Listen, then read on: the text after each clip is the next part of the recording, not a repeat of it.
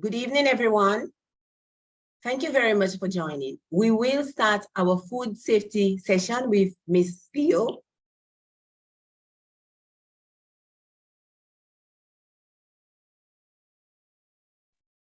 Does that mean I start? Brilliant. Yes, Pio. That means I can start now? Yes, you may. Okay, good evening, everyone. Good evening. I hope you guys have some energy because my energy is a little bit low. It's cold. I'm drinking some bois tea. Hopefully that will warm me up and we can get going. How's the weather today? Dry? Drier than last night? Very Last hot. time? Nice and sunny. That's not helping me, but okay. I can feel the heat through the phone. So today we are gonna get started. We had two volunteers, Roxanne Okay. and Roycelyn. I hope I said that correctly. Royce. What is it? Lynn like Rolls Royce. Like Rolls Royce? Yep, Royce Lynn. Okay. All right. So which one wants to start? I can start. So we spoke about possible hazards and chemical, Your chemical. phone is, I don't think it's mine, but your phone is breaking up. You hearing me now? Go ahead, speak. Let me see. Okay, can you hear me? Yeah, we can hear you. Let's see if keep talking. So let me see if it's breaking up. Okay, so I said about 3 types of hazards: biological, chemical, and physical. You hear me? Yes, we can hear you. Okay, so the I can hear you. I hope biological, everybody else can.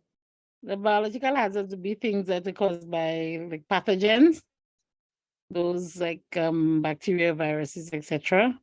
Mhm. And chemical would be introduced from well, chemical agents, for example, things in the equipment. Mhm. Like your or certain chemical additives that shouldn't be in the Okay. food. Mhm. We had physical, so things like your bits of wood that may enter or components from around, I guess, the environments that shouldn't be introduced to food, but basically parts of things could be like and bits themselves, the physical. Yeah. We spoke about bacterial infection and bacterial intoxication. So infection, the bacteria themselves affect you and cause you to be ill. Whereas the intoxication is where their toxin levels they release create the illness. Beautiful. I don't know, one other point that's talking with the danger zone Yeah. for temperature control, which is around, I think, 4 degrees Celsius to 60 degrees Celsius or thereabout. Mhm. That's Yeah. where you have the most growth of bacteria. Yeah. Beautiful. Thank you. And another example of chemical hazard is potentially allergen, although it's in a Allergens, right. category by itself, or Mhm. fertilizers like bromazone and those. Yeah, but thank Yes. you very much. Great job. Okay, next.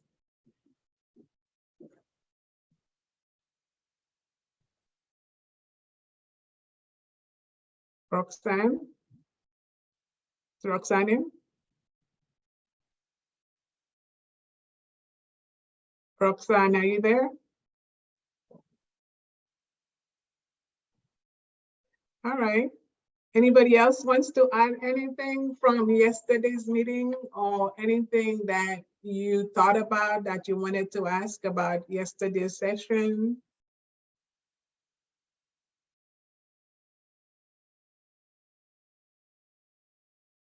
Okay. All right. If none, then we will move on. Colleen, go to the next slide. Good evening. I have a question. Okay. And who's talking? I can't see the participant list, so, Okay, this is Jacqueline Simon. okay, Jacqueline. Yes, Hi. hello. Would you consider ants a contaminant? And if so, what kind of contaminant would it fall under? What category? So ants is, it's not, let me answer it this way. It's not a pathogen, but it doesn't belong in your food. It won't make you sick. It's like, it's one of the, we had the good, the bad, and the ugly. It will be falling under the ugly side, but as an insect.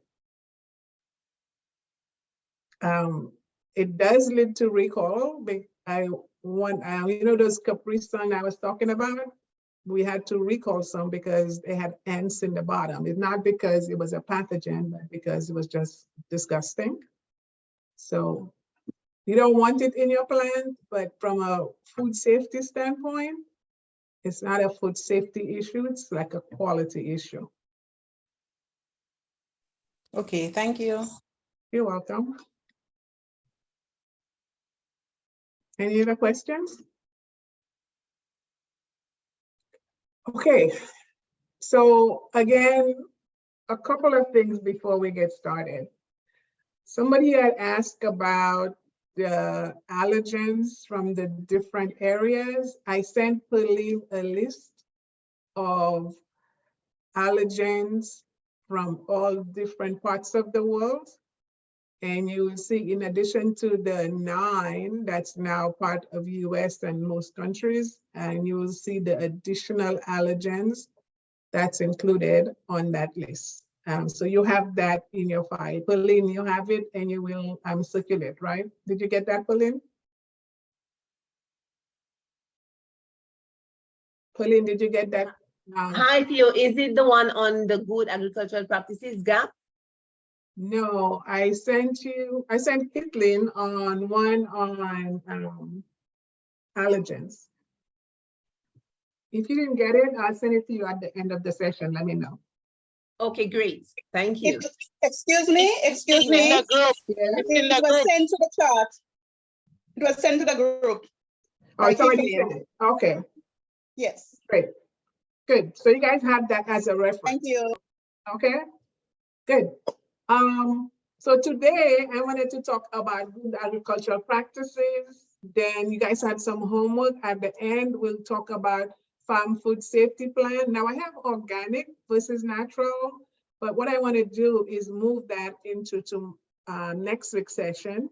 And I would like for us to have an open dialogue at the end. I want to talk to you about some recalls that we've had, what's the cost of the recalls, and the process for recalls in developed countries, and what we've seen in some other developed countries.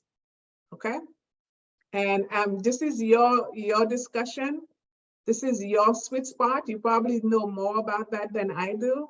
I'm a closet farmer. So I'm by no means the expert in farming. So you guys are the expert. If there's anything you want to add, put it in the chat or raise your hands, okay? Great. So before we start, I wanted to show you a video that was taken here, and it was about the impact that food safety has when we don't take care of the farm.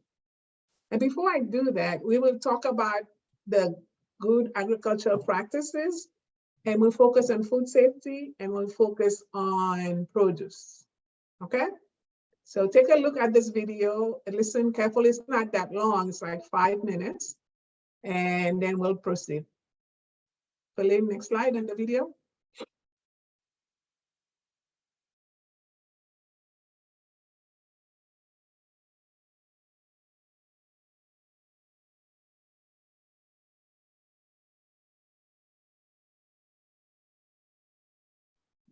One second, Theo. Oh, that's the Jeopardy one. Was that the first one? I thought I had a different one before the Jeopardy one. This is the only one I have. Oh, could you forward it? Let me see if there's another one.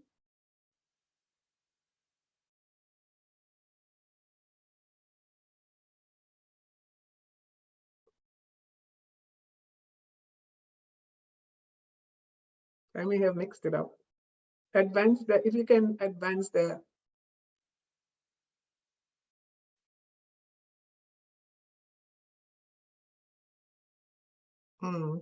Okay, I probably didn't put it in there. I thought I did. Did you get the second? I sent you a second one. Is that it? Yes, this is the second one. Okay, I guess it didn't go through. All right, let's go through the, we can do the Jeopardy questions. And this is gonna be a test of how much you know before I even start. Do you guys remember the Jeopardy question was about picking an answer and picking a category and then giving the answer to the question. Those are very easy, so you should all get it. Go ahead, Pauline.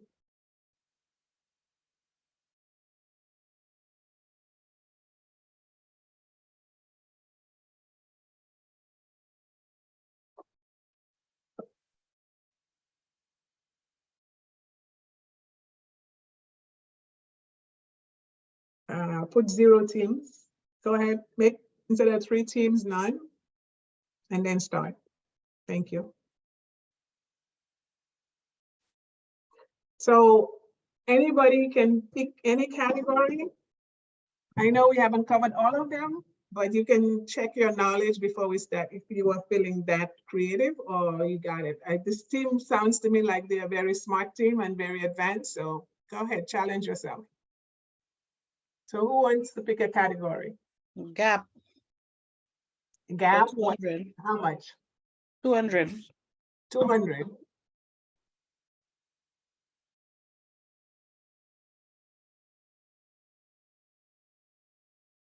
Okay.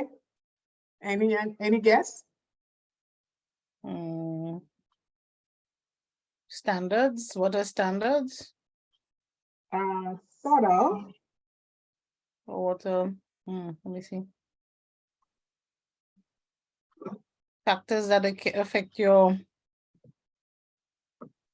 business sustainability. Close. So that one was a hard one. It should have been a 500 one. So don't worry about it. Show the answer, Pauline. But thanks for testing. What are the 4 pillars of GAP? Okay. So GAP has 4 pillars: economic viability, environmental stability, social acceptability, and food safety and quality. And we'll go into those during the class. Great job.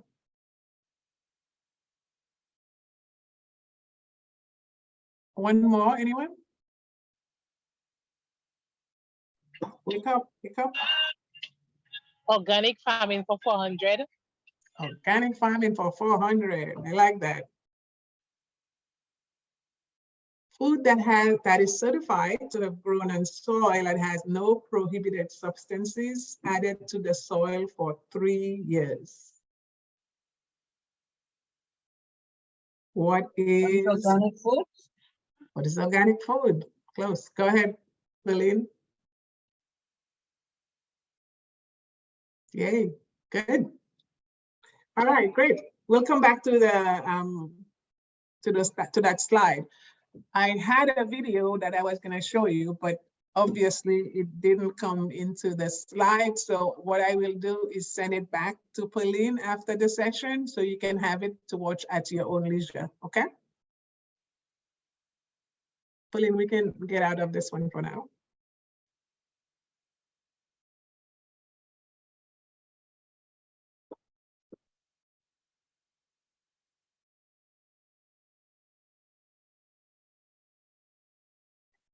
Okay, so today we are going to talk about gaps. Good agricultural practices. It's about farmers and it's on your field, it's standards. So GAP is a substitute for HACCP or food safety plan that's used for agro-processing or producing manufacturing plants. Because they were having so many recalls with produce from the farm, and you guys, I'm sure, hear about it all the time, bag lettuce, cabbage, cantaloupe, all those produce were being recalled. So the organizations and the regulatory bodies decided to create a program that's going to help manage or standardize food safety at the farm level. Because you guys at the forefront, you are the primary producers, and you are impacting the food from the beginning of the supply chain into on consumer plates. So what you do is really, really critical.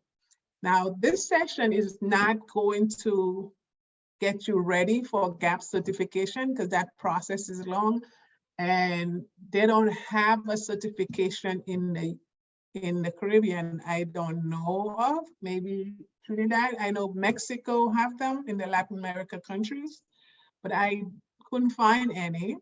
However, you need to be aware of it, because if you are going to send food outside of the Caribbean, most of the big suppliers require GAP. So when I used to work for Kellogg, if we go to suppliers, if you don't have GAP, we won't even look at you.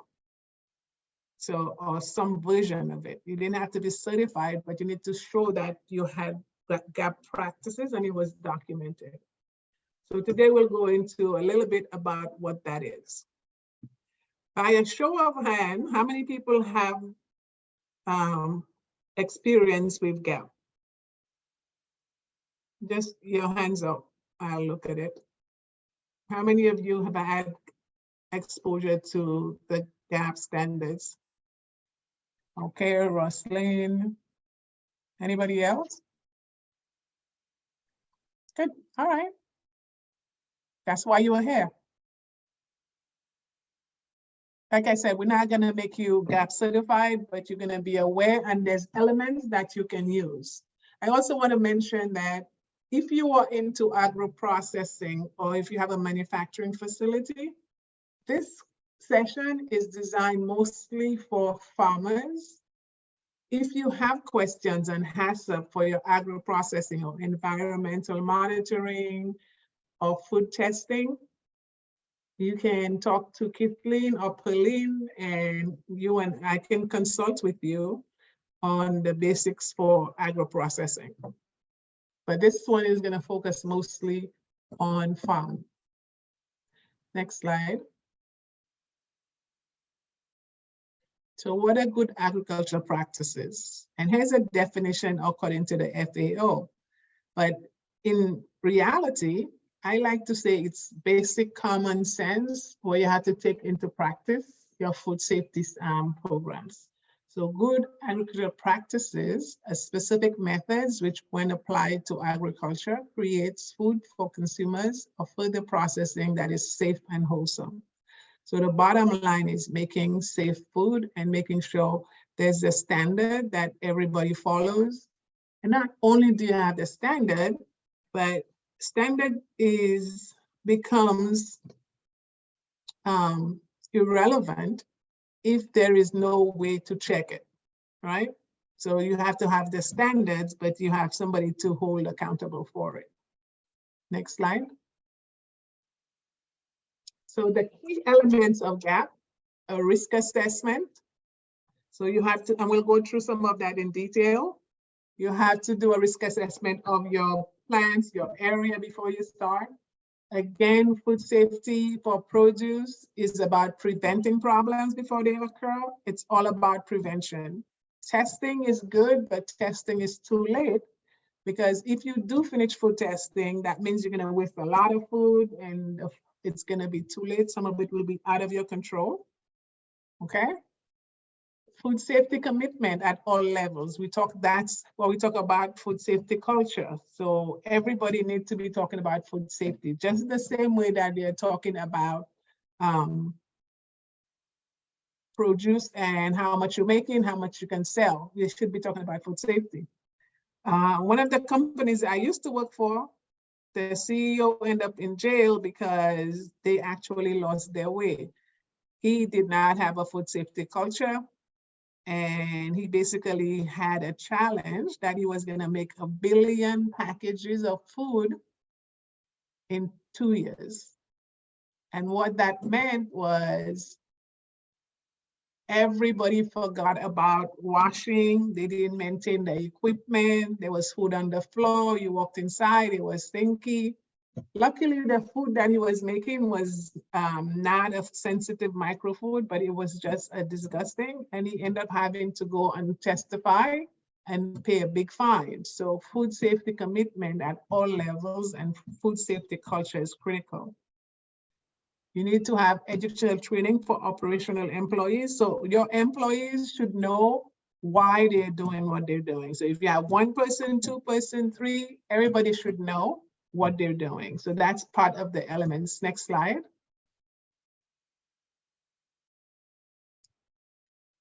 Field and equipment sanitation. So you need to make sure you have sanitation, and we'll talk a little bit more about sanitation. So cleaning is not sanitation. Cleaning will not get rid of bacteria. Remember, bacteria, you can't see it. Cleaning is mostly to get rid of dirt. To get rid of bacteria, you have to sanitize. So if you clean without sanitizing, you're not doing an effective job. Next slide. And a big part of the element of GAP is the third-party audit for verification. I will send you a copy of a GAP audit. It's very, very, very detailed. It's like 60 pages. Like 60 pages of information. And then oversight and enforcement. So when they do the audits, who's doing the oversight, who's doing the enforcement of the elements. Next slide. So here are some points to give you a general idea of what kind of steps are in GAP. The first one, you are utilizing a proactive pest management strategy for rodents, birds, deer, pigs, slugs, and snail. So you're not waiting, you have an active pest control management. So you know what your pests are, you know when you're applying it, you have a standard operating procedure. You have, next one is keep animals and their manure away from the active fields and orchards, because you don't want the animals to be pooping in the fields or carrying fields from their farm into your growing fields, where they can transfer E. coli into the ready-to-eat produce. Soil structure, again, meaning limiting heavy tillage practices. And a lot of those, you might see some link to what Mishka was talking about, sustainability, because as you go through the program, I hope you are looking at it as a holistic program, whether it's financial literacy, nutritional marketing, food safety, or whether it's sustainable agriculture. I need you guys to look for the link on how those are working together. Can you give me a minute? I need to take this, just 2 minutes.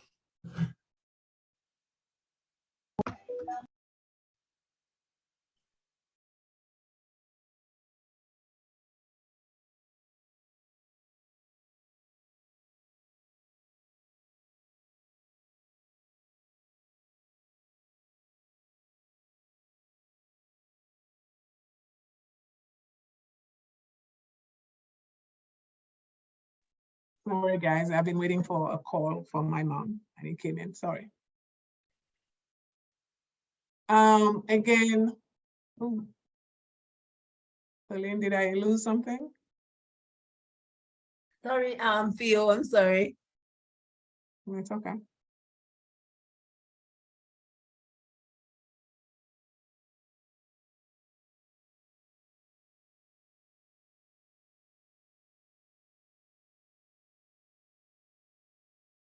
Okay, thank you for bringing us back. Again, you have to record every crop protection chemical that you use, fertilizer, compost application, according to the label, legal instructions. So what's on the label? Don't use whatever you want, follow the label instructions. Use an approved laboratory to test water quality that should be used for irrigation and crop runs. Now, I know we have a big challenge with testing in the Caribbean and in St. Lucia. that you have to send, most of the time you have to send your samples away to test it. I don't know if the Ministry of Agriculture was working with something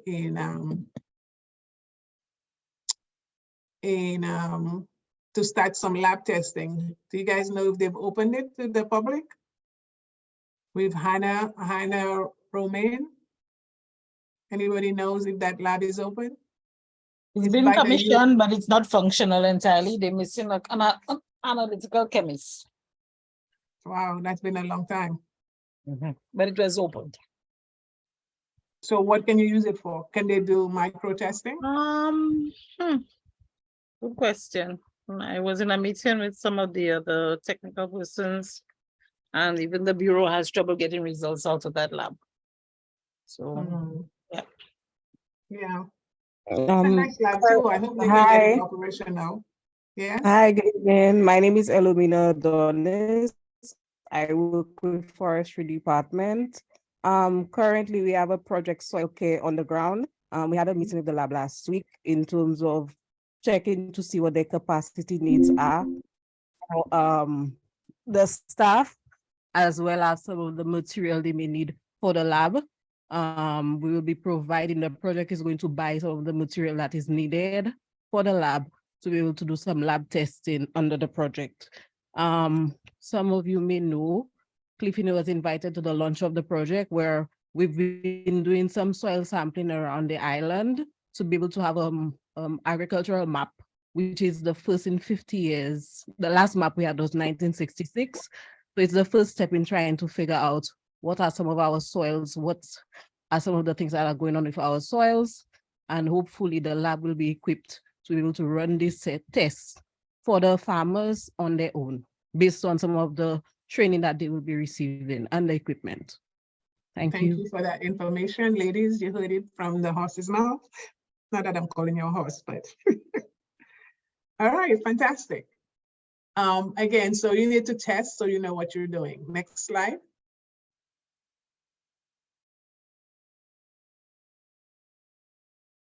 Pauline, you can advance.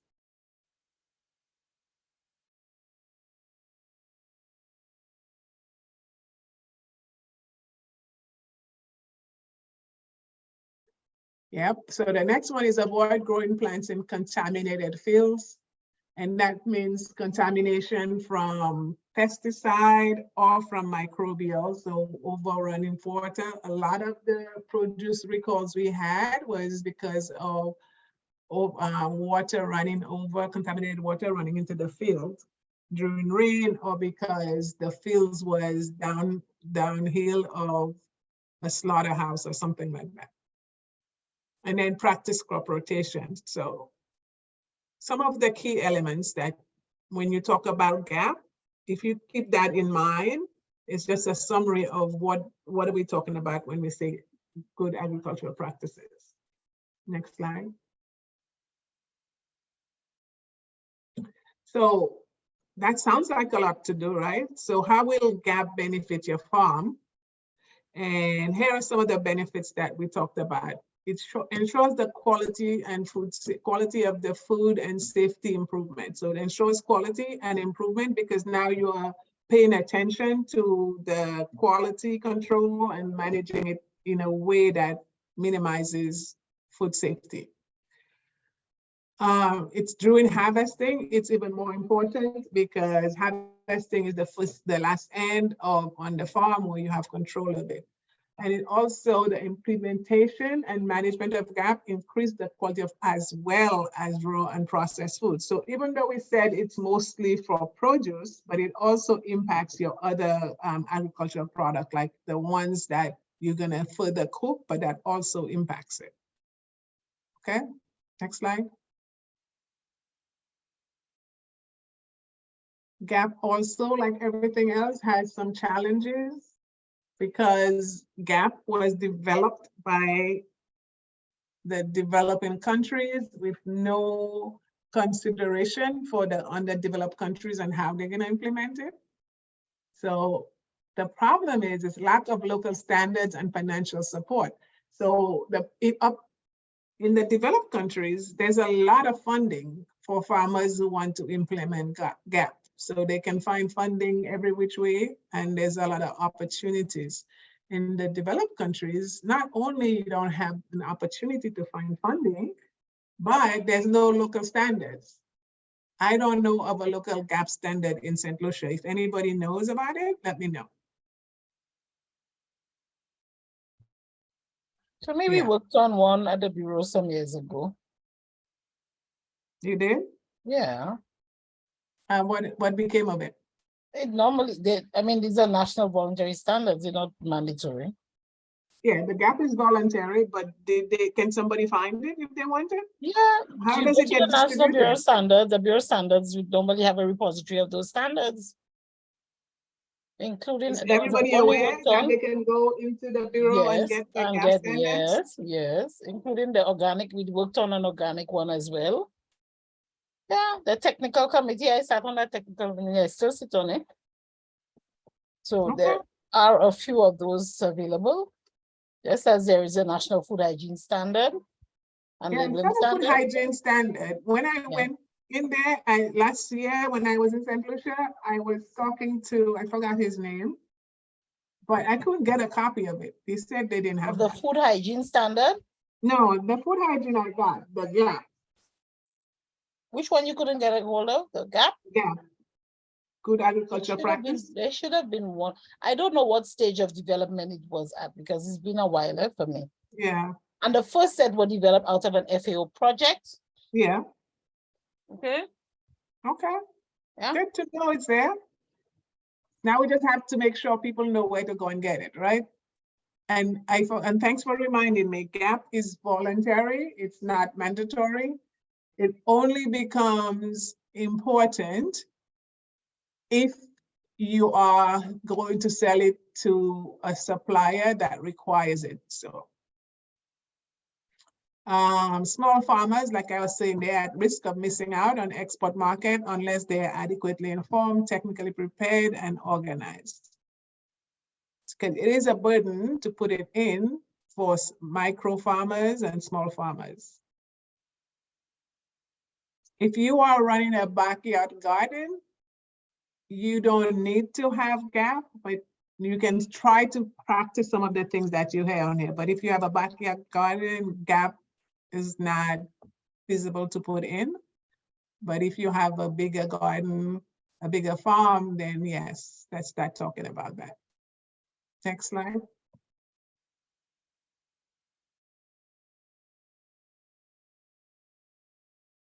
Keep going, Helen. We can skip that because we did it earlier. So when we talked about GAP, we talked about risk assessment. So at each point of the farming process, you have to do GAP. So the first one is determine if the planting area possesses any risk. Pauline, you can click a few times and that will come up.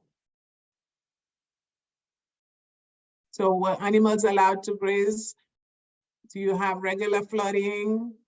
Was that chemical pollution used? Do you use fresh manure? And we'll talk a little bit more about why fresh manure is an issue. You guys probably already know that, but we'll just talk about it.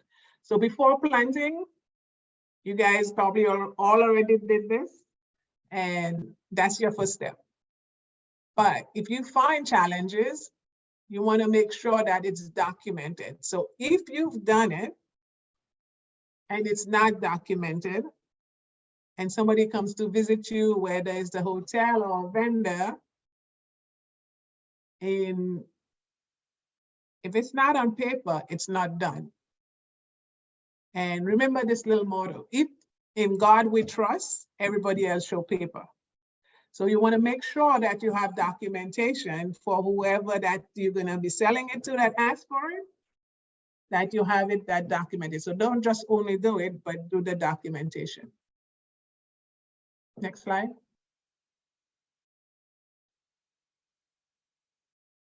Yeah, we just talked about that. Next one.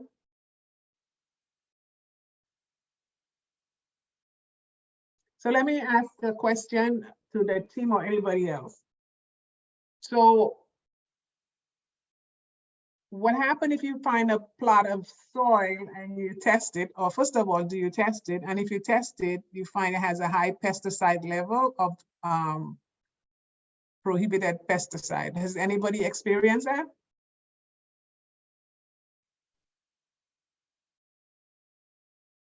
Show of hands, no? Good, none of us. Are we not testing or we haven't found it?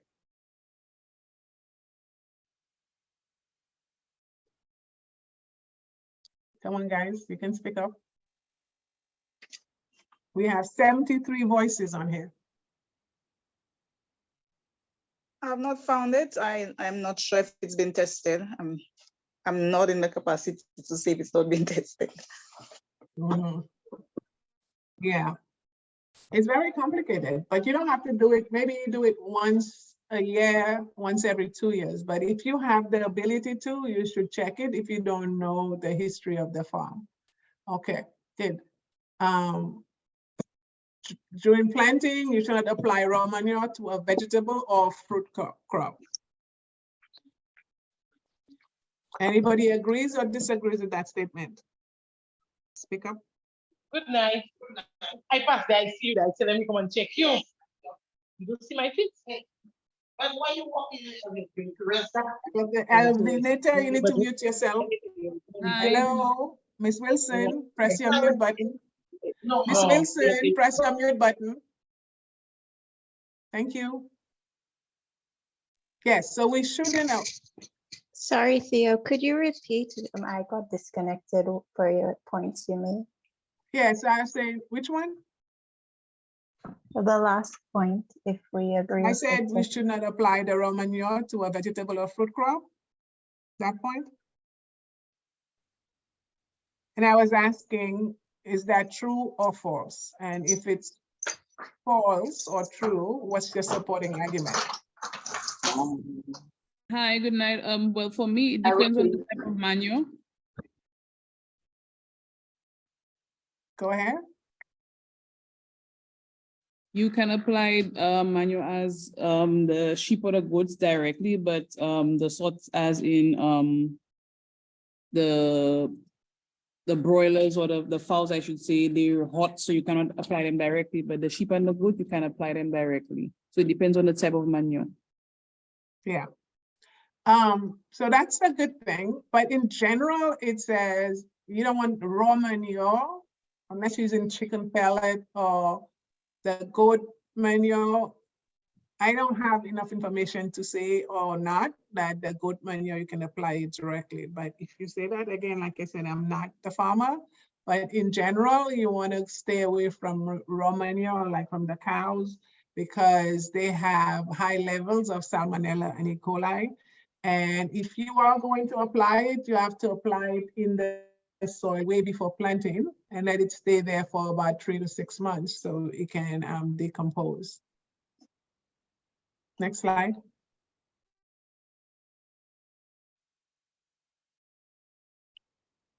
Go ahead, Pauline. Again, you want to keep the animals and pests for the same reason. And next slide. We'll talk a little bit more about water, but water, we want to stay away from water, and we'll talk about not stay away from it, but be sure that the water we use, we know the source and the quality of the water.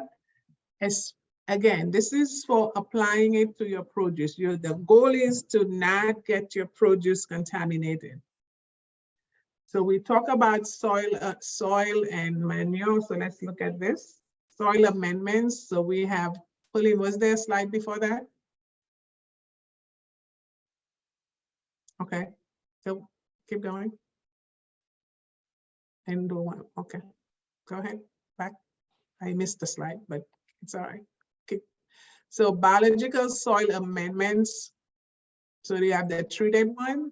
So pure compost, pelleted chicken manure, treated manure, and bone meal. So, and you also mentioned that you can put the goat, and which one we said?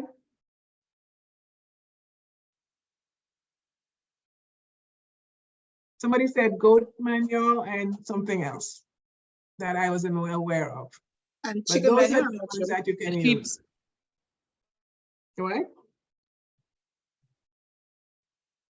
You can also apply rabbit. Untreated, just rabbit, not pelleted, just the pure one. Okay. Yes, that is correct. So remember, the goal is whatever you apply cannot create a food safety risk. So you don't want to add poop to your field. Remember, that's the goal.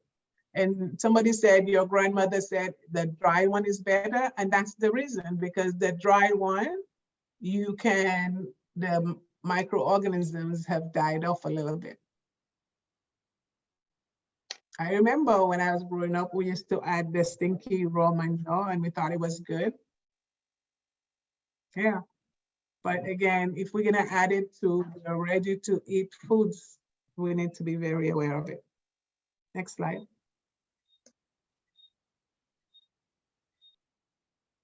So I've got this a is question. yes, somebody go ahead. Treated manure, how do you treat manure?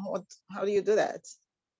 So anybody have an answer? I'll tell you what the answer I have, but what's the local answer? Anybody? I know you Awesome. dry it, but I don't know about the treating.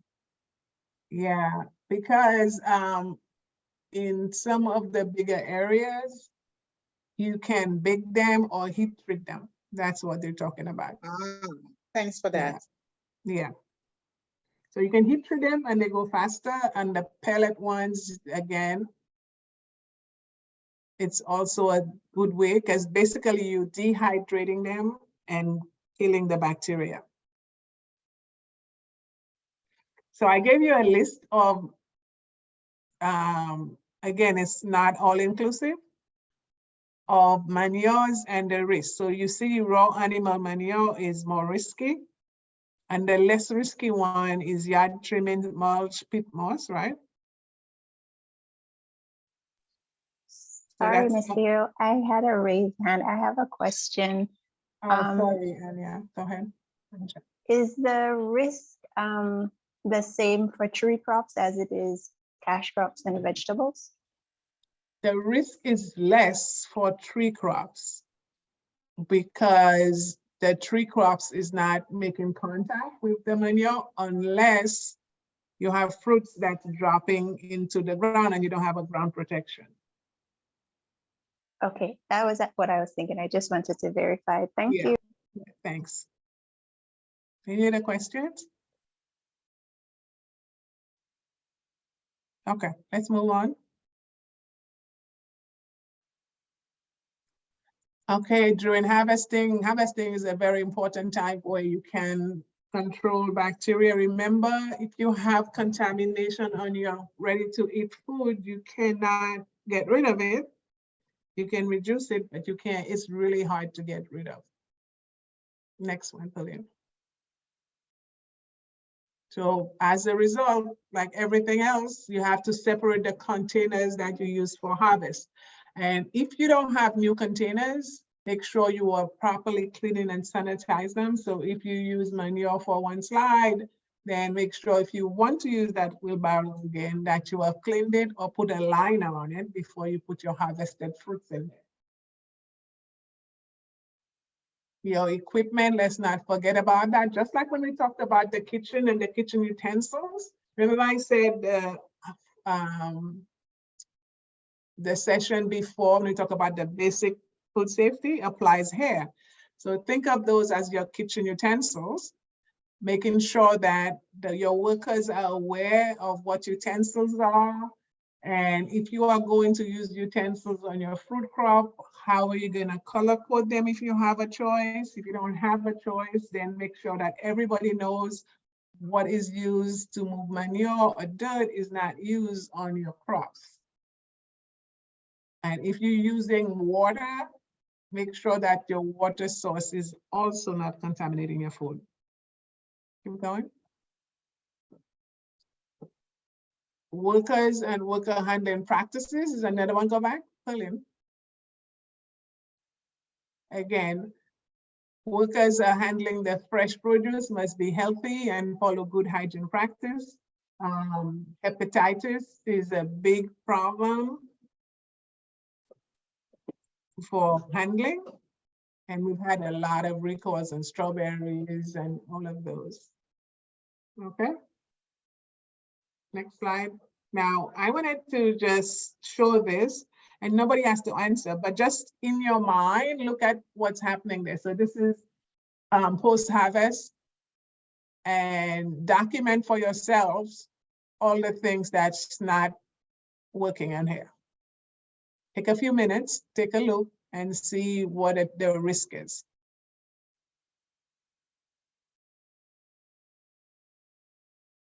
Okay, so if you look, the gloves is torn, so that could be a physical hazard as well as a microbial hazard, because your hands are the #1 source of contamination.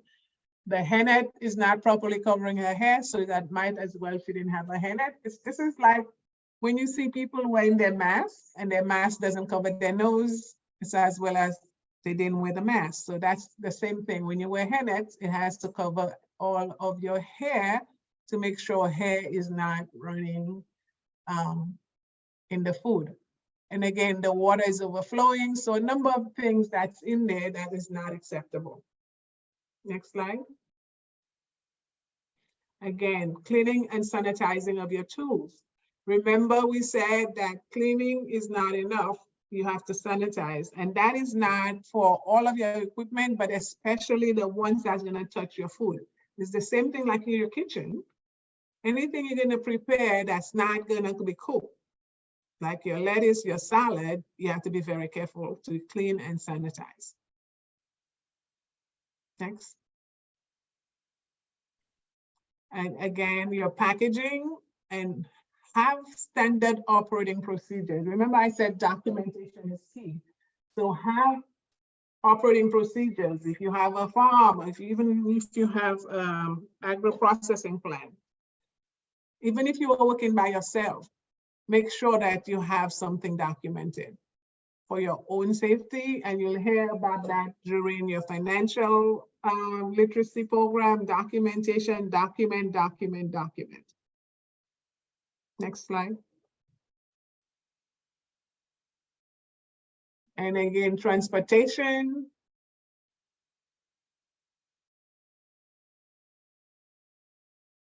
Is this a proper way? Go back, Pauline. Is there anything wrong with this picture?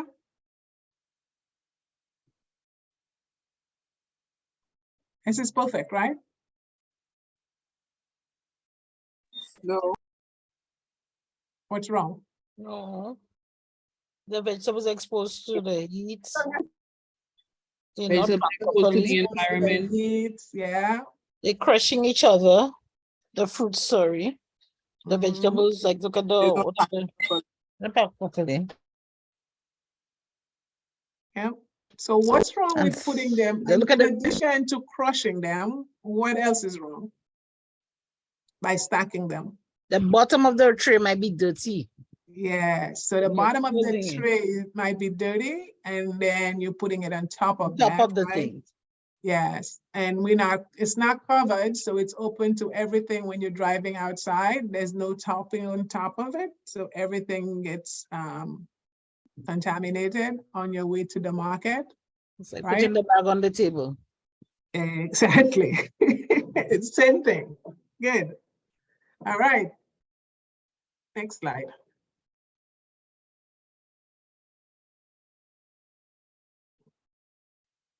Water everywhere. Know your water source and water quality. Keep going, Pauline. So rainwater. Pauline, stop for a little bit. So rainwater is a really good source for irrigation and everything else we have, right? Rainwater is the best water to use, yes? Correct. Pre-treated, depends on what you're using it for. Yeah, so rainwater is in abundance. However, rainwater And somebody told me that when we were doing from St. Vincent, he goes, well, but we're not doing anything. If the rain comes, we can't stop it. The difference is if the rain, when it's coming down, there's nothing wrong with it. It's coming straight to your soil. But rainwater depends, somebody said, on how you use it, it can be a hazard.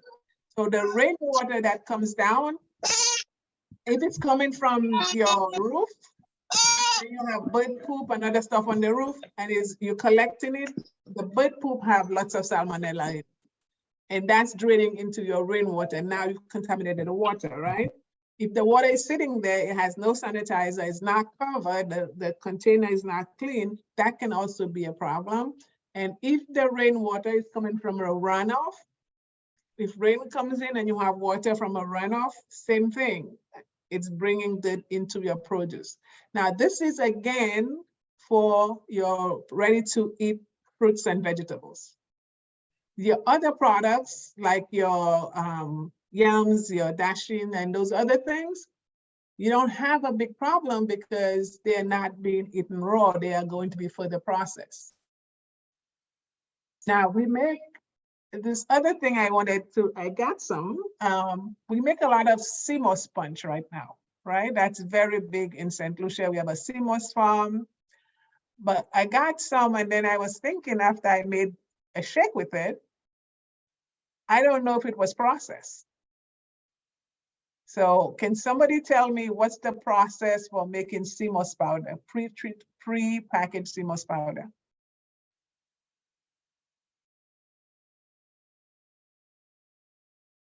Are we just drying it and grinding it? If that's the case, then it's a high risk because the CMOS can contain bacteria, which can then further cause problems. So if you are going to hydrate CMOS, be aware of that, because again, it's going to be used without processing. I know you tell my like a grandmother how much CMOS sponge I drink and you never killed me. Why would it kill me now? But we are learning a lot more. So be careful about how you use rainwater. There's It's something, a God's query I manna. wanted to ask. Even with the CMOS, there's some concerns about the heavy metals Yes, runoff from the, into the sea and so on. yes. So a number of hazards. So it's some healthy things to it, but also we need to check about the hazard that it brings to us. River water falls into the same category.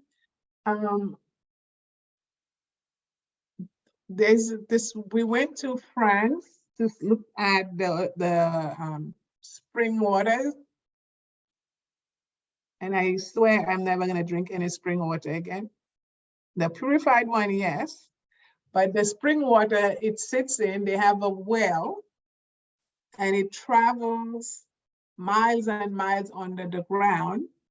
And the watering plant where they make the water, they never, ever, ever stop to wash it because they can't stop the flow. So it's a continuous filling process. The bottle comes in and it flows. And I asked them to check the bottle. There were millions and millions of bacteria in that water. It was natural, but it was loaded with bacteria. So river water, how we use it, when we use it. So use it for your ground provision, but be careful if you're gonna use it on your produce. If you test your river and you can control it and you can say the number of it is low or it's filtered, that's fine, but just be careful just using it this way. Some people just soak the CMOS and blend it. Yes, again, that's a risk. That's what I thought. So I didn't drink mine, I left it there.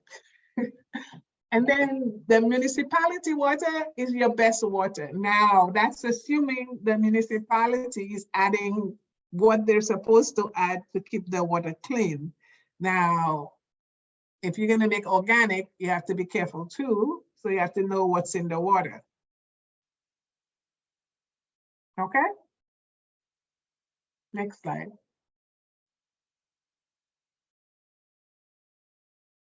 Be careful if you use irrigation water from the river and you will have overhead irrigation. And you want to have drip irrigation. Again, you guys know that better than me because the drip irrigation is not touching the top of your plants and you put it in the bottom of the plant.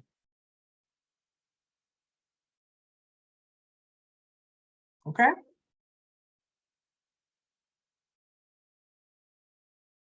Remember again, I said, if you contaminate your ready-to-eat produce, you cannot get rid of it. Now, I go a little crazy myself, and I'm not recommending that for you guys. I'm just telling you because I'm a paranoid child. When I buy produce, I put half a teaspoon of chlorine, or even less, in a pail of water, and I rinse it out in there.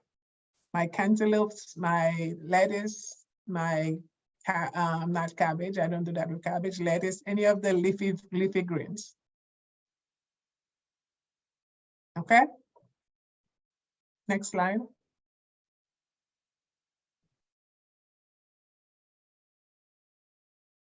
Ice, my favorite topic. Tell me about ice, anybody? I can tell you. Hmm? Ice is just frozen water and it can just as easily be contaminated. Yes. Ice is just as, that is a very good thing. Everybody forget about ice because it's frozen and they think that it's okay. But freezing does not kill bacteria, it preserves it. Remember that. Freezing it doesn't kill it, it preserves it. Now, if you take it and put it in a shot of rum, maybe your chances are better because then the rum sterilizes it when it melts. But you need to be careful. I think when, especially if you travel, like, I don't know what's in Mexico water. If you ever get a chance to go to Mexico, whatever you do, don't brush your teeth, don't even open your mouth when you're taking a shower. That water is forever contaminated. And people forget and they say, oh, I'm not drinking the water, and they put ice in it, and the next day they're in the hospital. Montezuma revenge. So again, be aware of the ice. Make sure the ice that you use, and again, common sense. If you use the ice to do the fish, you're not using it to cool the ready-to-eat products, and you're not using contaminated water to make your ice. There's also a standard. You should be testing the water that you make your ice with if you are going to be in big production. Next, Pauline. Again, let's talk about irrigation. We said drip or trickle is less risky because it's not touching the leaves, it's not touching the fruits. Flood is more risky, and the most risky is overhead. Again, remember, we are trying to not touch or contaminate our produce.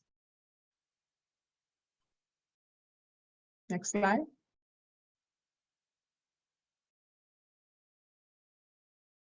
Again, municipal water or Wasco water is less risky because hopefully it's treated. Groundwater and well water is more risky. And most risky is surface water, river water, holding tanks, and stored rainwater.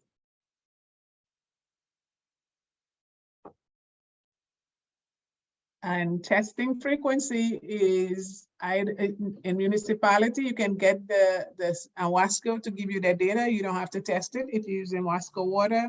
If you're using groundwater, like well water, you have to test it about 2 times per year during the growing season. That's the recommendation. And surface water about 4 times a year. So it's critical if you are going to use it on your produce. If you don't have the ability to test it, then think about other ways to treat it.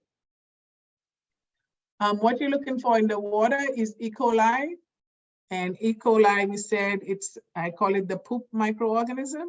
So if E. coli count is less than 100 per 100 mil, your water quality is good.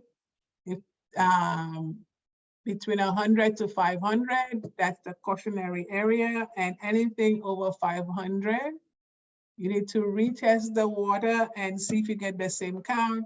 If not, then you have to treat the water with chlorine or any other effective method that you have. I put chlorine because chlorine is easier, but I know we don't like chlorine because it's chemical, and any other acceptable proven antibacterial agent, as long as it's treated and doesn't create another problem.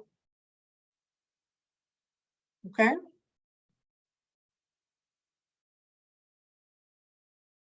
All right, so I'm not going to use the Jeopardy question. Instead, I'm going to give us a 5-minute Q&A if you guys have any questions on what we've discussed. Any questions, any feedback, any stories you have to tell me that other people can learn from?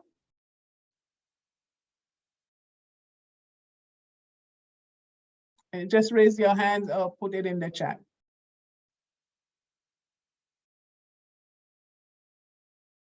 Is anything here you heard was new? You learned anything new? Anything you say I can apply to my farm, or I'm already doing that? Somebody said the sea moss is more nutritious, that's why they don't boil it. Again, it's Russian roulette. If I've always drunk sea moss boiled, but now as we do the powder, it's kind of hard to boil it, I think. So I never knew that water had to be tested. Yes, it has to be tested because it can be a source. If you were using it on your yams and your dashings and those kind of things, or your trees in the bottom, then you can get away with it. This again is where you use it when you do not have a further kill step.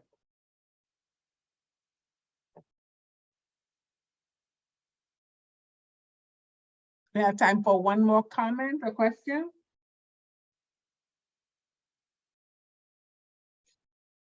Did I lose everybody? Everybody is doing something else. Everybody went dead. I can't see you, so I thinking I'm by myself. We're here. Okay, we good? Are there right, any, Go ahead. are there any further kill steps aside from heat For what? for the ready to eat product? For the water?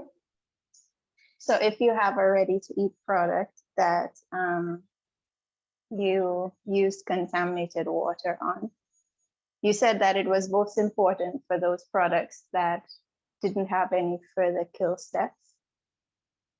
So you mean, can you treat it, can you clean it after it's contaminated? Yes. It's very hard, like I said, because unless you try to run it in a teaspoon per gallon of chlorine. Now there's some natural preservatives out there, they're very expensive, but there's some type of oils that they have.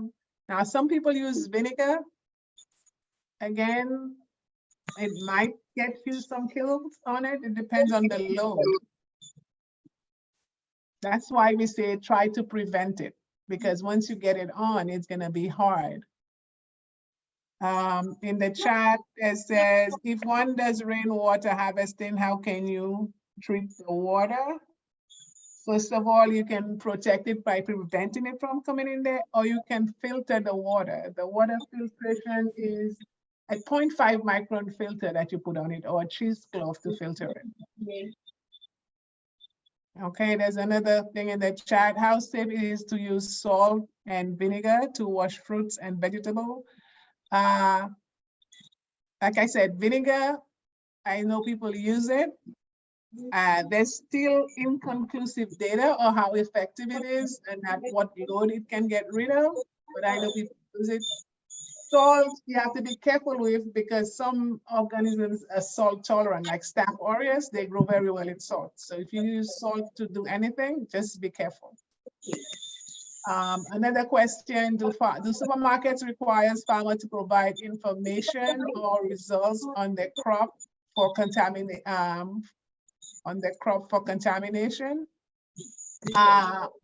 Does Marcy ask you for that? I don't know. So I don't know what they're asking you for. I know the hotels probably should be asking you for that because they want to protect their consumers. And I think the stores should be asking, but I don't know if they're asking.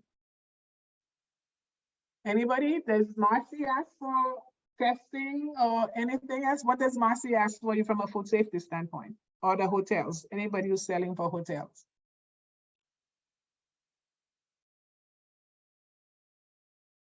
No? I don't know. They should be asking because then they're taking the risk.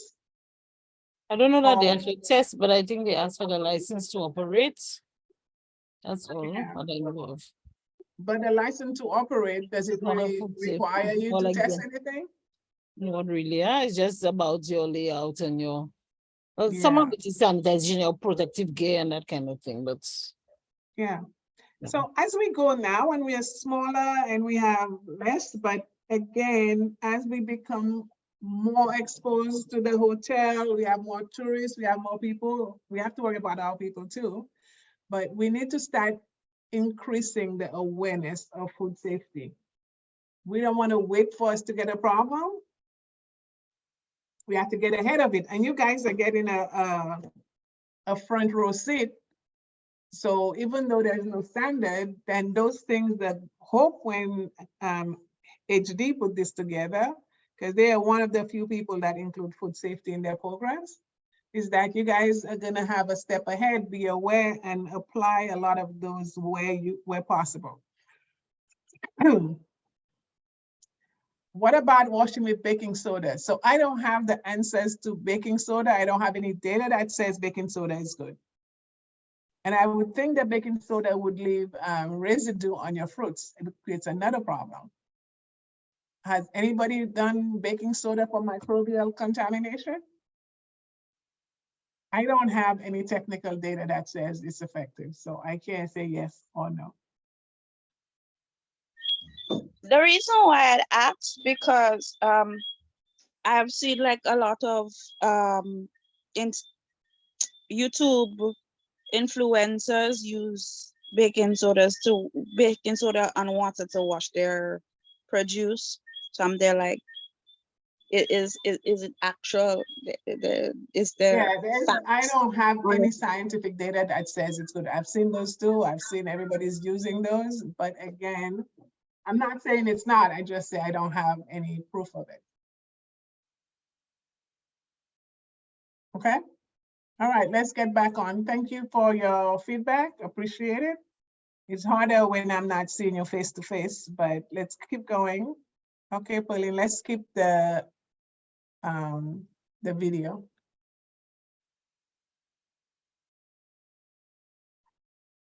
Again, I can't say that enough. In God we trust, everybody should prefer document, document, document. Even for your own safety, for your own business, documentation. Just like your banking, you have to document. You have to document that you're doing your food safety. You have to have a business plan. If you have your food safety plan, document, document, document. If you don't remember anything, when you leave here, remember documentation. Next slide. Keep going.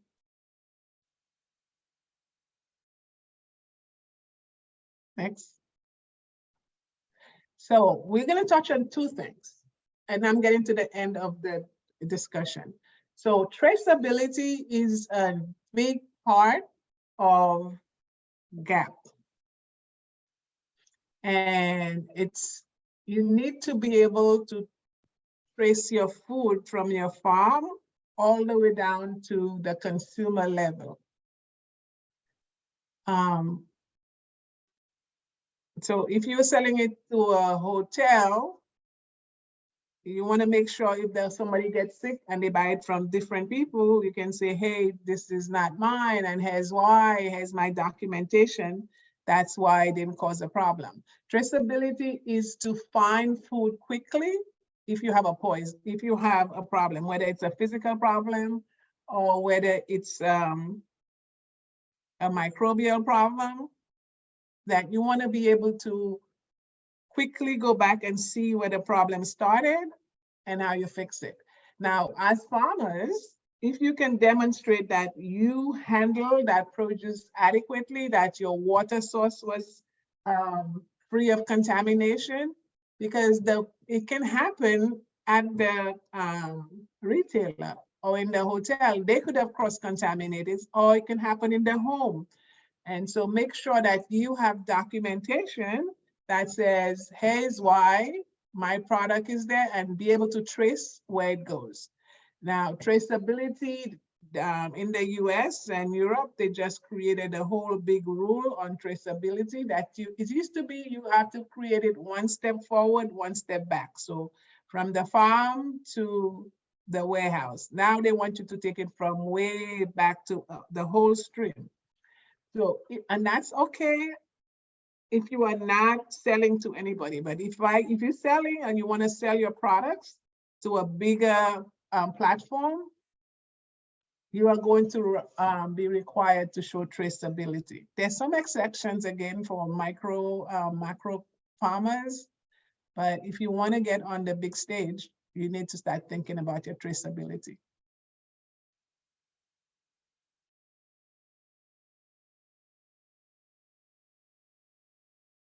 All right. What do you have on Hessen Hill? That is standard for what? The code of practice. The code of practice. Yeah, I have that. Again. Yeah, I saw that was what we use. Code of good agriculture practice for fresh produce. I wish we could do a little better, just like every other standard, to make it a little more user-friendly. But at least we have it. You can check, they can always check it out, go there and see it and get the document. Don't you have to pay for it? You can buy it, yes. But if you want to peruse it first, it's available. Yeah, that's the other thing, we have to sell it. Available in the library, they have a library.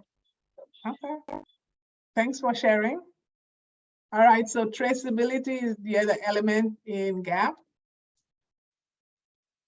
And even if you are not getting full GAP, try to think about, do you know where your food is going? Do you know what the process is? Can you say my water was not contaminated if something happens?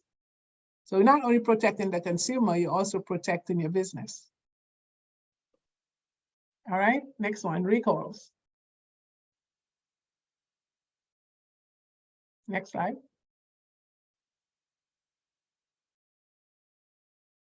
Recall is the last element of the GAP requirement.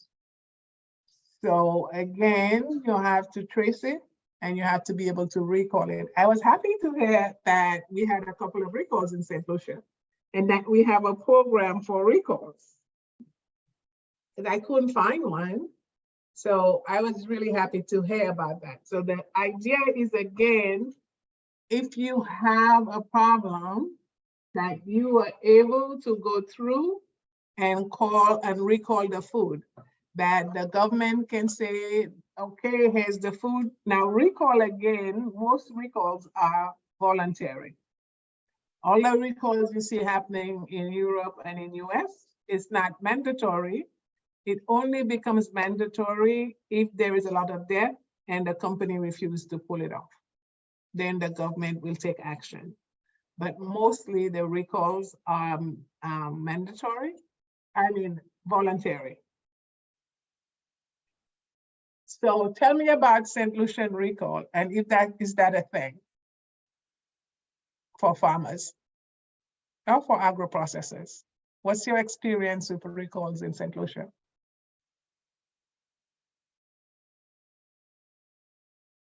Most times it originates from out of St. Lucia. Mm-hmm. But it is enforced mostly by the Ministry of Health and Public, like the SLBS. They will get involved to remove it off the shelf, to get off the shelf. But you never had a recall that was originated from something produced in St. Lucia, right? Not that I know of, no. And why do you think that is? Because we don't have to recall it, or because we don't know? I just think it's a limited capacity for testing. Yeah, limited capacity for testing. Yeah. And we talked about that yesterday too. Now, I'm not saying it's as big as the developed countries. So I want to talk to you guys a bit of my experience in recalls. So the recalls, when they do it, so, and the meat company and different regions have different things, right? So when they do recalls, it's a very complicated process. It starts off by saying, and I'll tell you an experience I had. And I was telling you about this company that worked for the cereal, and we had to recall it because salmonella, people were getting sick, and because they had hidden the document, and the guy ended up going to jail. So how did that start? I'm gonna put my voice, my thing back on so we can chat.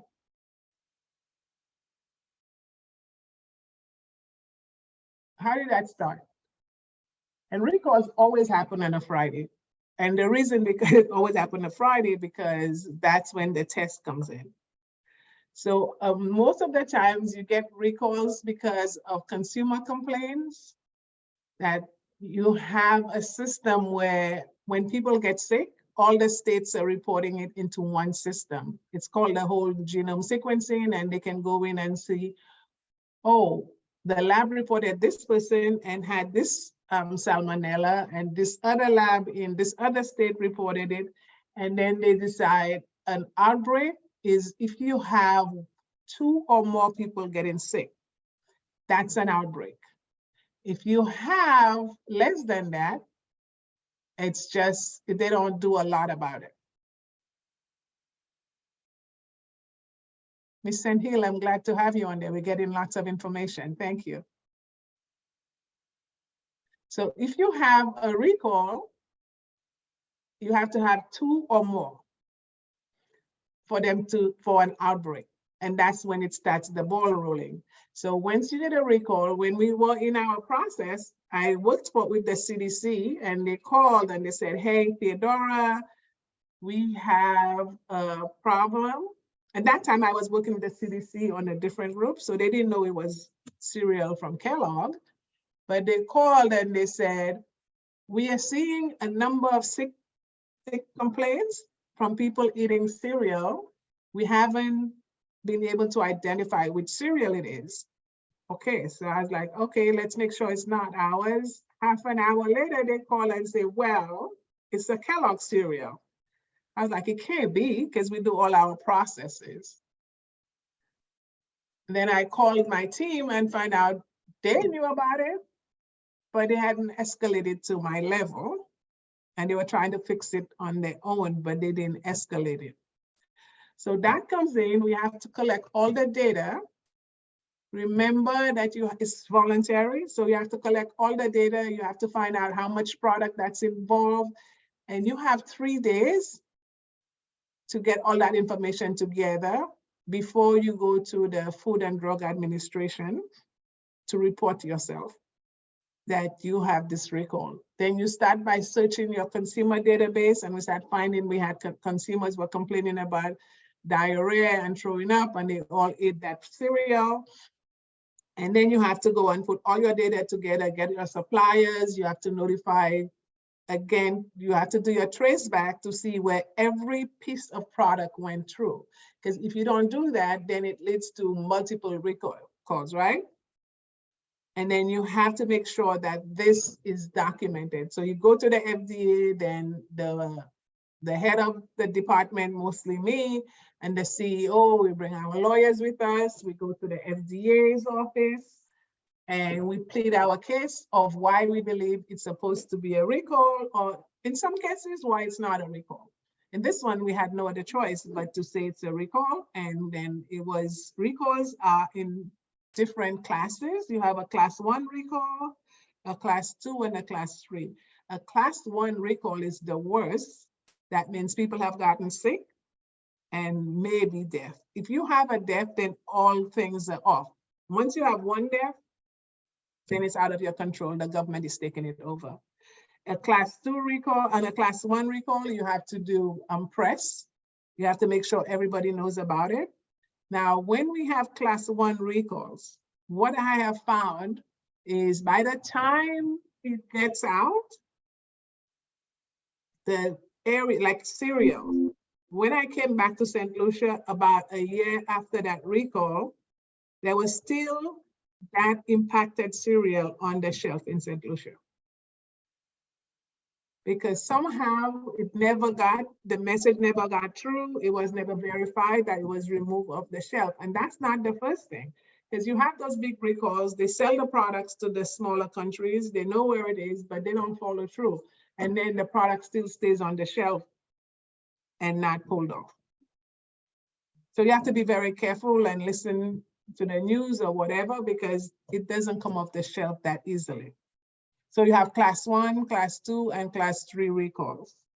And once we finish with that, then we have to sit down and then decide how we're gonna manage the consumers, because you have to deal with the consumers first. We have to pay for the distribution from the warehouse. So if we had a recall and let's say it was Marcy, the company is responsible for reimbursing Marcy for all expenses. We have to, if we impact suppliers, packaging, everything the company is responsible for. And each consumer is gonna want you to give them some compensation. So the way it goes, if you have insurance, then we say, okay, your insurance will cover it. If somebody's making a lot of noise, then we work with them. But a recall can be very, very, very costly, and not a lot of people can get away from it. So that was one recall. Lucky for us, that product, well, not lucky, we lost that brand, but the company went to jail and they got fined and they had to pay all the consumers. So it took us about 10 days just to address the recall and to manage and get people to bring back. It took us 6 months and we were still getting products shipped back to us because the consumers were told to either destroy the product or to ship it back. So a lot of problems with that. So most of the recalls are preventable. People take chances and they don't pay attention. So you guys may have heard about the baby recall, and I know that you guys have that baby food. And you had what they call Coronabacter. The problem with that recall, it happened in last year, but the FDA was in that facility a year ago. They noticed the problem with the floor, the ceiling, they got positives, but they didn't do anything about it. And the plant continued producing the baby food because they're the only place that made the food. And they didn't want to short the market. So eventually, when they made a decision that they had to shut the plant down, they also made a mistake because they didn't decide, okay, you're gonna shut the plant down. That's the one company that makes the food. How are we gonna supply the market? And you guys may have heard this whole big, people didn't have food for their babies. They didn't know where to get food. People who could make home, a lot of people started making their own baby food. But that was one of the biggest recalls when it comes to baby food. But again, it could have been prevented. Prevention, prevention, prevention. Do not ignore signals. When you see something, say something.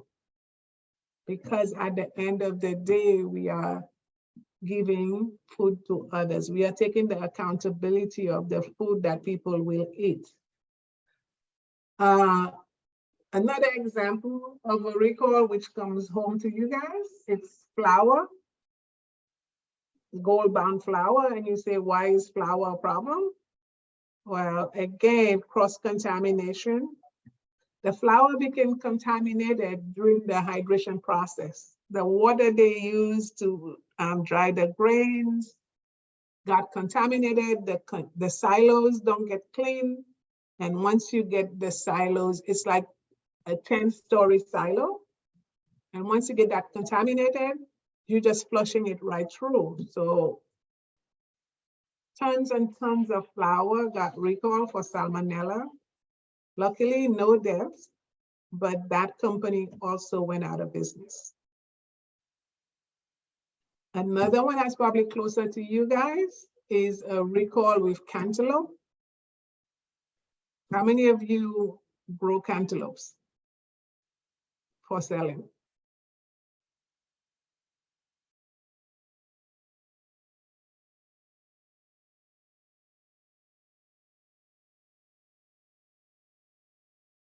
I don't know in any countries that you can compost dead bodies. That's illegal.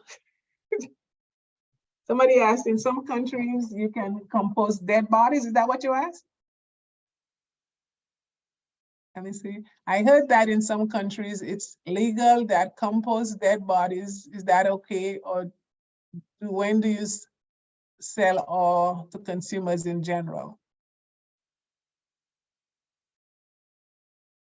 So if I'm reading this, it's saying that you can use dead bodies to is that what it says?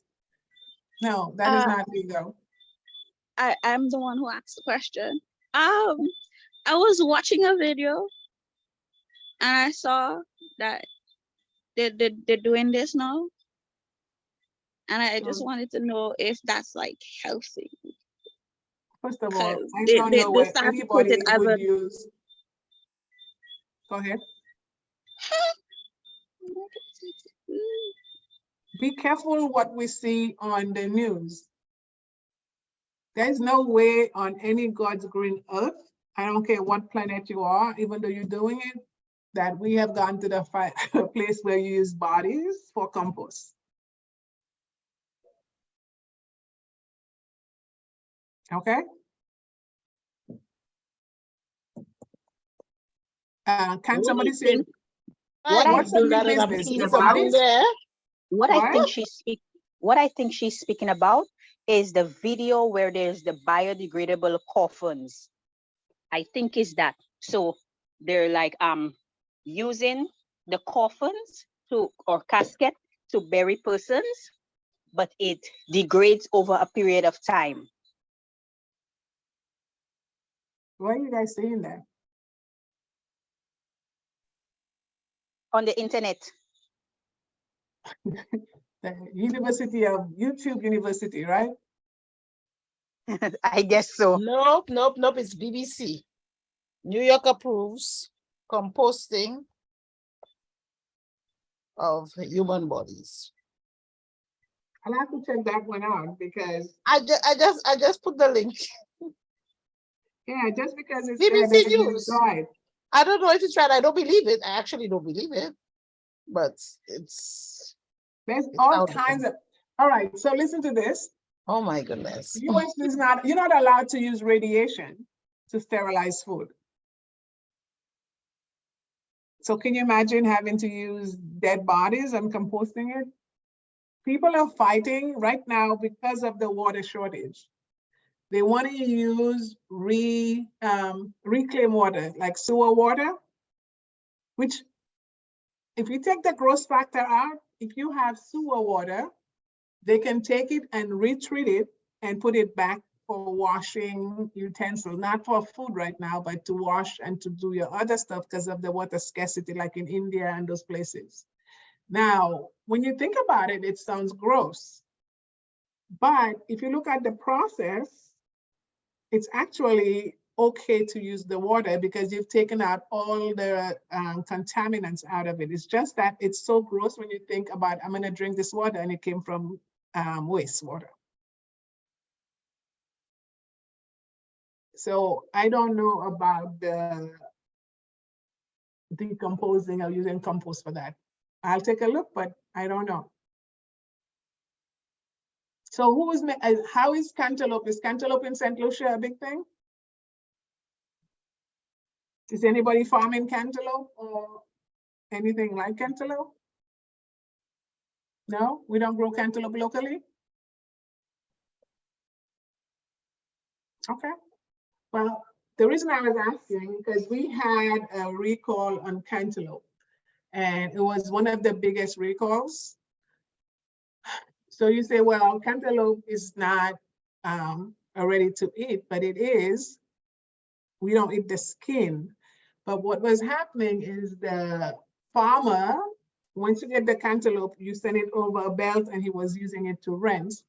And he decided to cut costs and remove the antibacterial agent out of the water and just use the water. But what happened is the cantaloupe got contaminated with the water that they were using.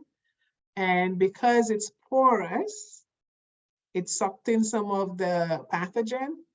And then the other thing was, when you look on the outside, because you cannot clean it, when people were cutting, they were cutting the cantaloupe and dragging the pathogens on the inside. So not just cantaloupe, but when you cut fruits, you have to be aware that whatever you're cutting, you're taking the outside and bringing it in, which can cause a problem. If it's by yourself, it's not a big issue because it's just a small person, you're probably the only one get sick. But in this one, it was going to a lot of markets. So the more people that was there, it became a recall of magnitude. Millions and millions of dollars and a lot of sick people. So recalls is a real serious thing. I know it's not an issue right now in the Caribbean because we don't have the necessary information to track it and to recall it. But be aware when you make your foods, even though it's not a recall, the idea is you have an idea of what it entails. And then you think about, what can I do? What can I take from those, just like I'm gonna take from sustainable agriculture, to get that data to ensure my food is safe for myself, my family, and anybody I wanna give it to.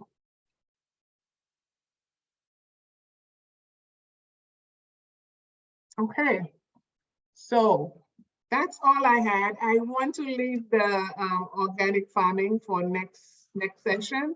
And I wanted to use that extra time now for us to go through our agro-processing document. Did everybody do their homework? Helen, can you bring it up? Helen? Hi, Theo. Yes. Yes, which document would you like me to bring up? The farm, it's in the digital journal. Okay, great. You just start on page 10 of the digital journal. Did Okay, everybody get a chance to look at it, the food safety plan? Anybody?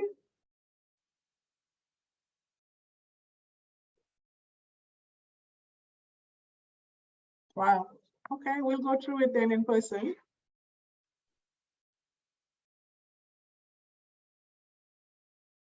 While Pauline is doing that, somebody said some hotel use it filter sewage water to flush toilets and water their plants. Yes, that's acceptable. Because it's actually okay if you do it properly. It's just you don't want to know that you're eating the food and it's coming out of your sewer water to eat your vegetables with. All right, so do you guys all have your journals? Does everybody have access to their journals? Yes.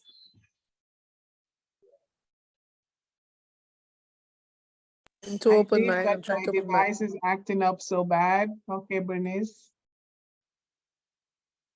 All right, so what I wanted you two guys to get, this is an example of what you can do for your, it's not for certification, it's just a guide for your own purposes. It's not, you're not getting certified in GAP, you're not getting certified in food safety plan, is you have to have a documentation. If you're going for a loan, and you will talk about when you do your financial literacy, then you can talk about, hey, my business, you can include that in your business plan as additional support for when you go for a loan, or additional support for when you are going to go to Marcy or go to the hotel.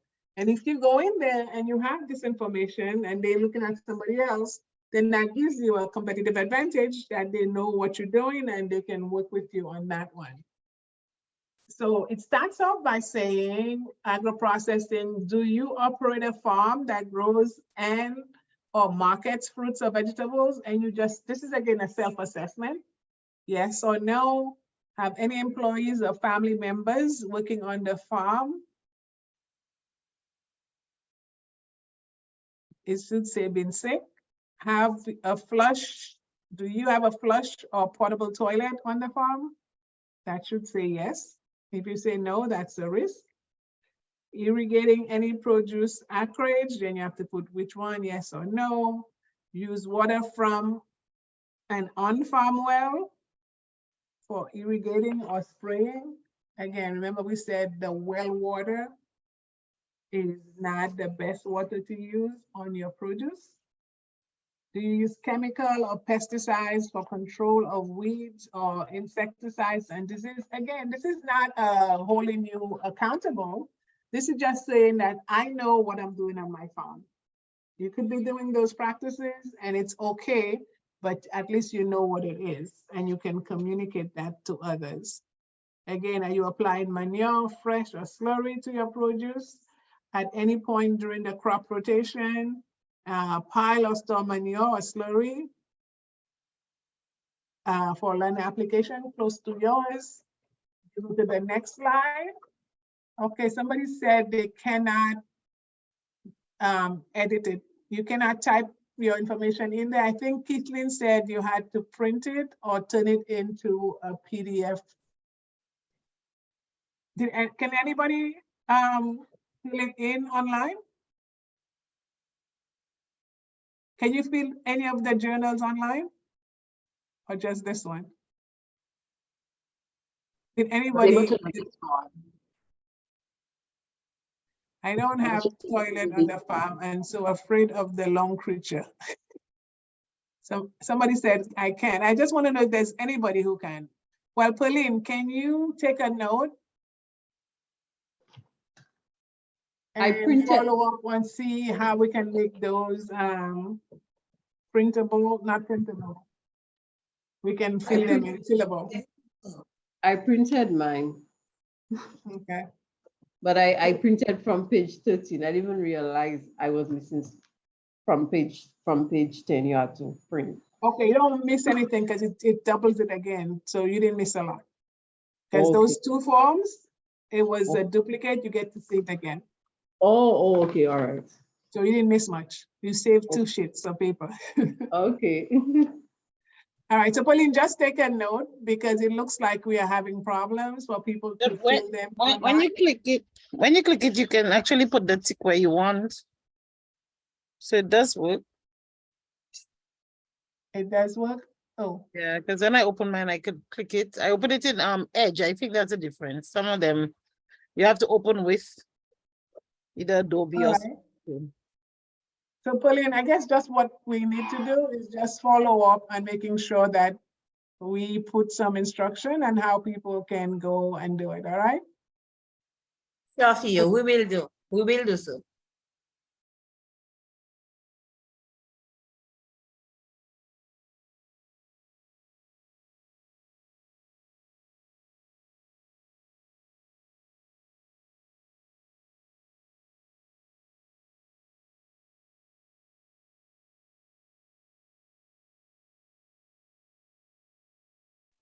I believe Keithlin suggested there are websites where we can upload the document and make it editable. So these are new skills we can develop, ladies.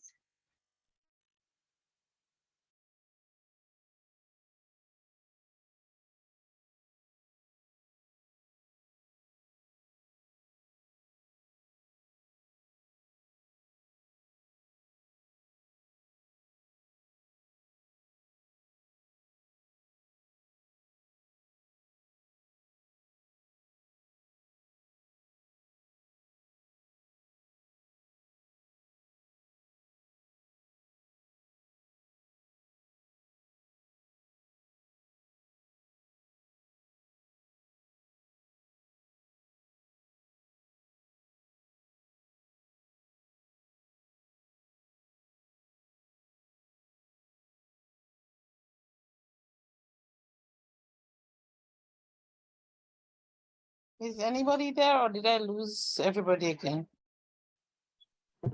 I was wondering the same thing. That's one. I dropped out the internet a while ago.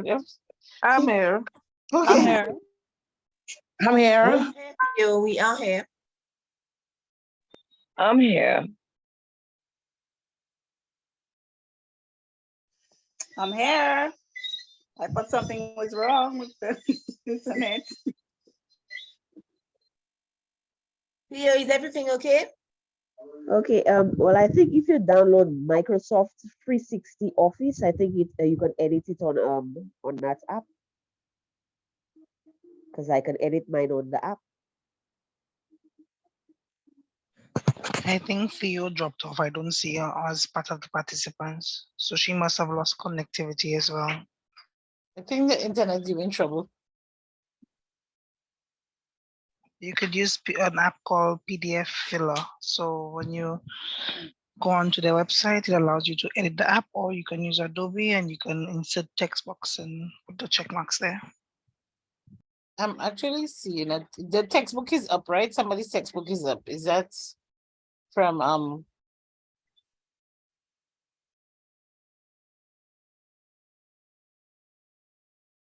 they still there? I'm seeing. I think Colleen is the one that has that up. I think she's sharing her screen. Yeah, I Hello, think that's everyone. good. Hello, everyone. you Let me check with you. Please. Can you all hear me? You can hear. Oh. We were not hearing a while ago. No, I could hear you all clearly. So you're going to take the class since you dropped out? You're going to take it?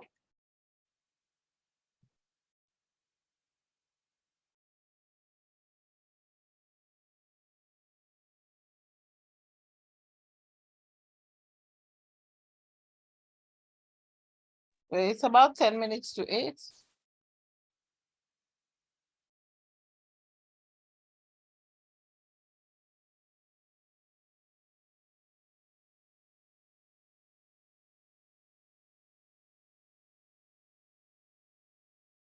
What do you think? What do you all think we should do?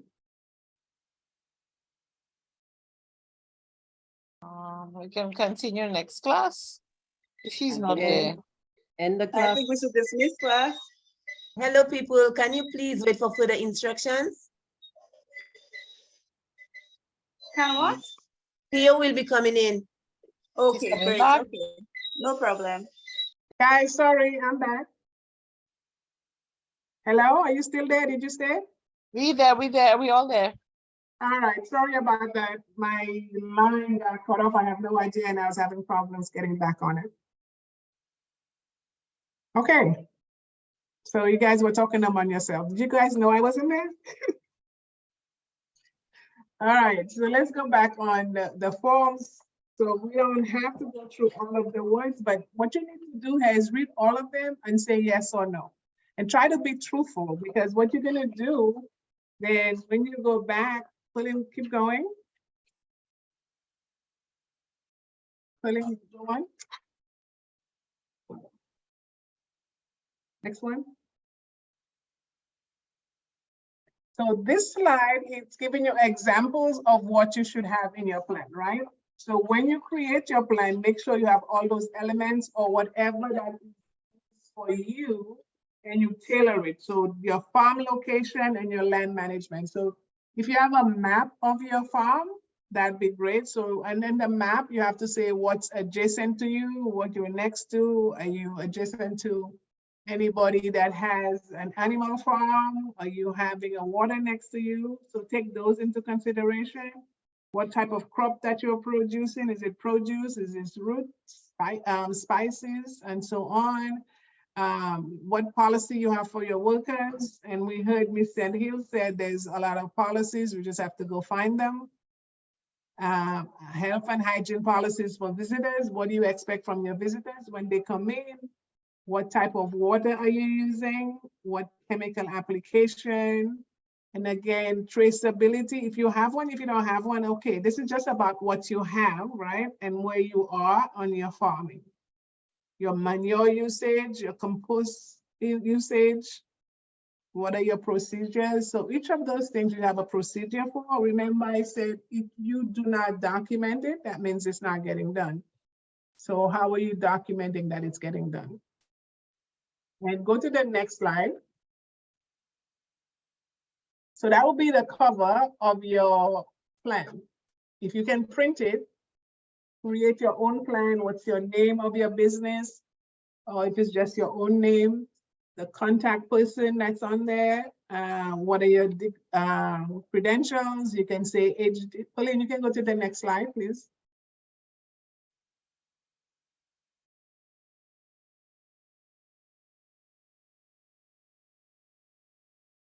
So while Pauline is doing that, you guys, if you have yours following along, that's your front page of your contract. And this can go, the plan doesn't have to be a standalone, and you will talk about your business plan that when you talk about that, and you have all that information in your journal, you can just lift it from there and use that.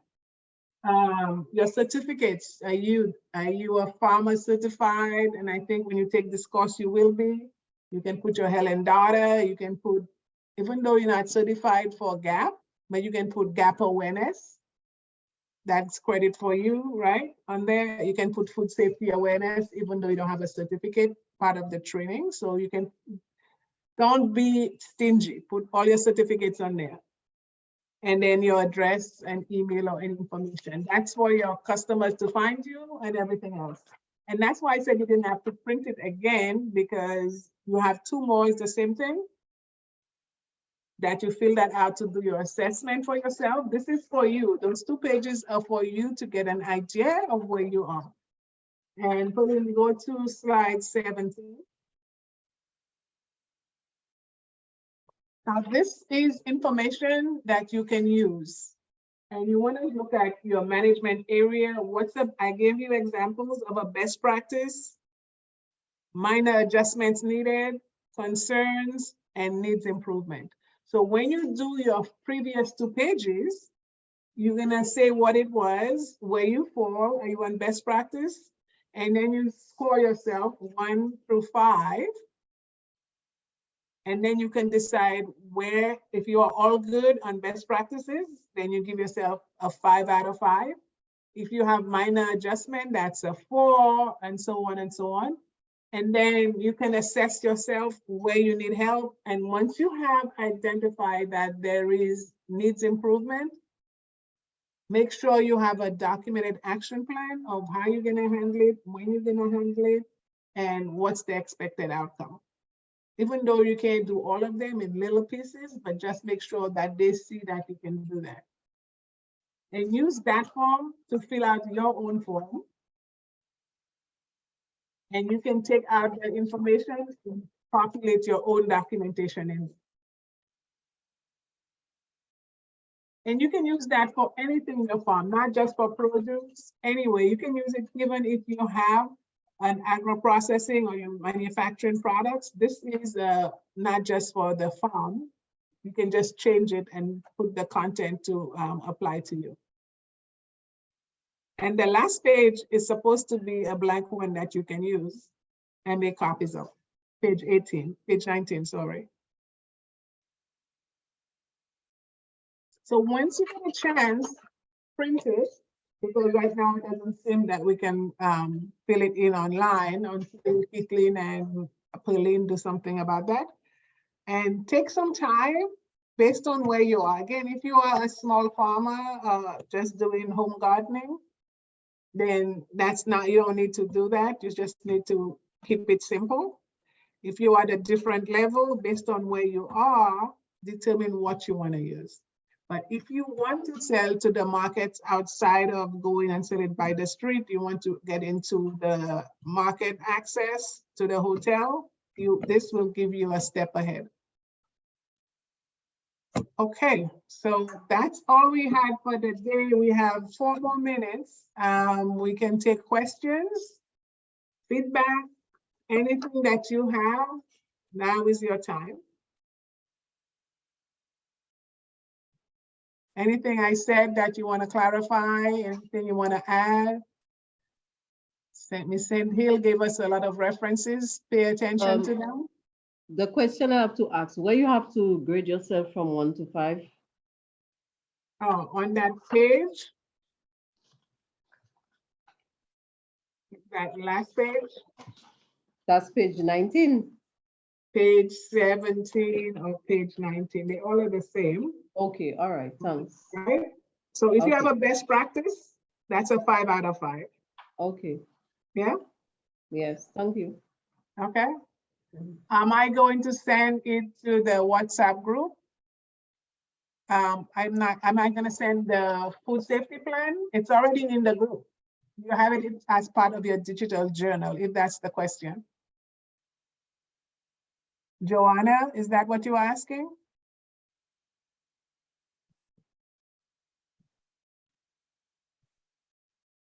Joanna, if that's what you're asking, that form is part of your digital journal. Yes, that's what I was asking. And also, yes. I'm in a I own a small mushroom farm, and the only thing they asked me for was the standard. So all of that is needed. Bureau of Standards. Yeah. They only asked me to pay some money for a standard, and that was it.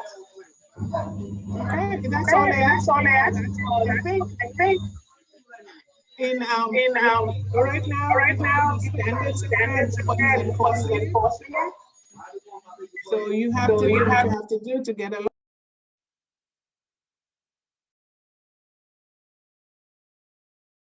Sorry, I was mute, sorry. I don't know what's the last thing you heard me say. I said that the form will be on, you already have the form as part of your digital journal. So everybody should have a copy. Go back and look at your data, it's available. Somebody said that they have a mushroom factory. And they only asked for the standard. That was me. That's fine. But what I ask you guys to do, even if they don't ask for it, and I hope you guys use that information that you are given, whether it's food safety or anything else, and apply as many as you can, because it's enhancing your ability to sell safe food.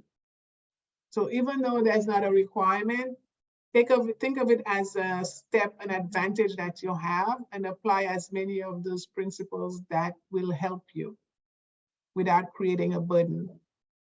Take the gap and look at it and say, okay, what other gap I can apply? Even if you have a backyard garden, get some information on there on how you manage your backyard garden. Honestly, you gave us a lot of insights. All of the other lecturers, y'all gave us a lot of insight. Because we didn't know a lot of these things. Even the water, I didn't know you had to test the water. Yeah. And I know it's a lot of information that you guys are getting and a lot of time to go through it. So you don't have to do it now, but during your time, make time to just go and use it. Don't put it, I hate when we do classes and we just go back and we take the class and we leave. I think when you go to the farm, your farm tours, and you do your on-site visit, think about those things. And when you go to the farm and see how it's applicable, practice makes perfect. So it's not any good for me if you guys take the course, get your certificate, and then put it on the shelf. That's not good. I want you guys to be able to practice it. And like I said, if there's questions that you guys have, I'm available through Kithlin, and it's gonna be virtual, but then you can do that. And I'm sure the other facilitators are also available. So not only you get the class, you get access to the facilitators to work with them. I'm working with a few of the workers from the St. Vincent and the Grenadine cohorts as we speak. So, and like I said, if you have agro-processing or if you're manufacturing and you have questions, I didn't cover anything there, but I'm open to having any questions that you have answered on HACCP or on processing.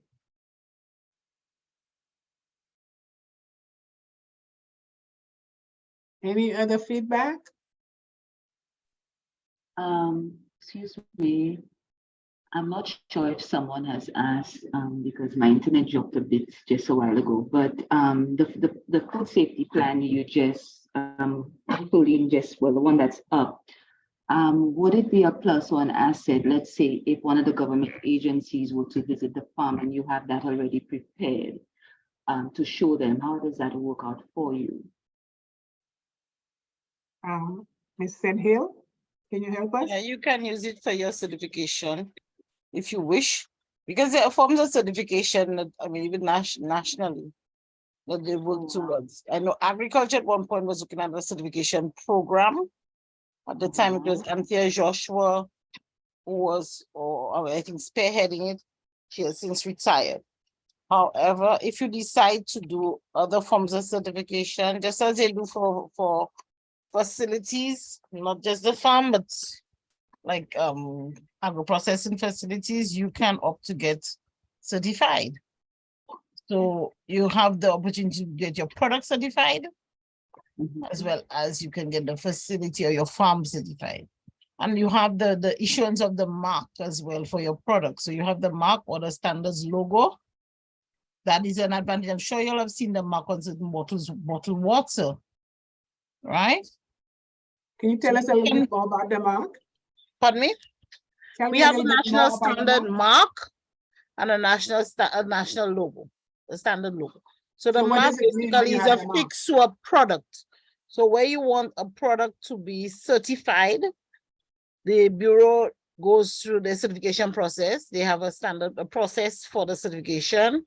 They will visit the place, they will look at the product, they will make sure it's compliant with the specifications of the particular product standard and so on. And then depending on their certification criteria, you can get an award to use the mark basically.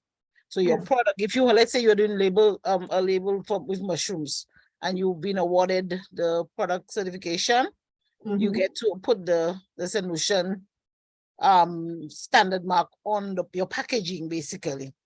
Just as we have for certain bottled water, because if you, I think it's let me think which ones. I think Blue Waters has it. I'm not sure if Crystal Clear has. Some of the national water, local water, has a certification mark. How complicated is it? Sorry, how complicated is it to get it? How complicated? I am not too, you see, I've been out of the Bureau for many, many years. I'm out for about 15 almost years, right? But I remember when it started, it was basically you apply for it, they will come in to do the inspection, like audit you. And of course, they would make recommendations for improvement. And when you do, if you have major non-conformances, then you'd have to make the adjustments and they would come back to reassess. And then if you're able to pass and you comply with all the major criteria of the particular standard, you can be awarded the standard mark or the use of the logo. But one is a product mark, whereas the other one looks at your process. Your processes, okay? It's very similar to what you do when we talk about organic. When we do organic, you get the certified organic on your package that says this product has passed. So it sounds very similar.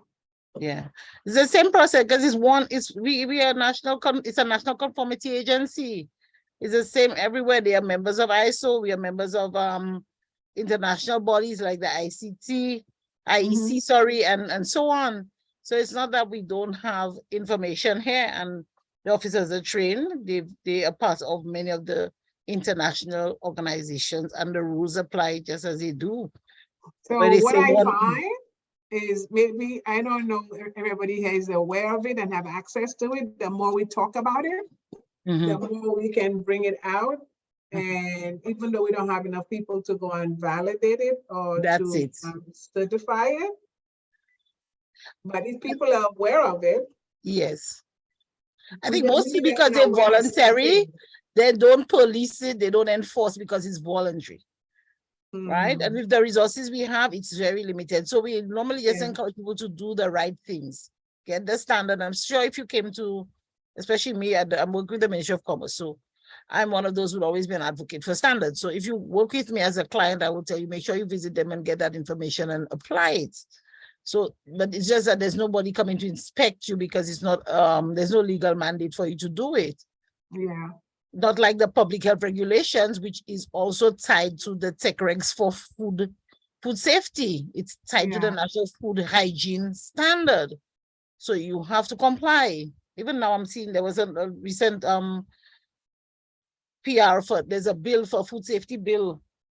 Somebody sent me the video just recently, in fact today, that's been, it's now one of the policy agendas for a food safety bill to be passed. So things are happening. Yeah, that's good. I really like to hear that, because on the outside, we don't have enough vocal things about it, right? Even though we're not enforcing it, but maybe a little more better campaign for food safety, especially for the smaller farmers. I know the big farmers like barons and all those people probably are up to standard with those things and they have it, but we're talking about the small rural farmers and how do we make it acceptable for them, right? Places like Baron, we have some certified. You have what? Yeah, have some certified. Yeah, I used to work, when I, in my other job, we came to work for barons, where we had a program where we gave 2 employees an opportunity to go to a developing country and work on their food safety plan. So we did barons and we did fruitsies. And baron was not a very good subject because they lied on the application and they didn't treat the employees very nice. And fruitsies, we couldn't do much with them at that time because they didn't have a structure. So there's those programs that they come and do that. So we worked with barons and getting their certification. Okay. Thank you, Ms. St. Hill. That's been very helpful. I can actually share the video with you all. We have to think about our small farmers, right? And our small co-manufacturers and how they compete with Caco Saint Lucie and those big ones. But we have to start at home. I hear people say, well, I don't have to worry about it. I only worry about it if I'm going to sell it outside.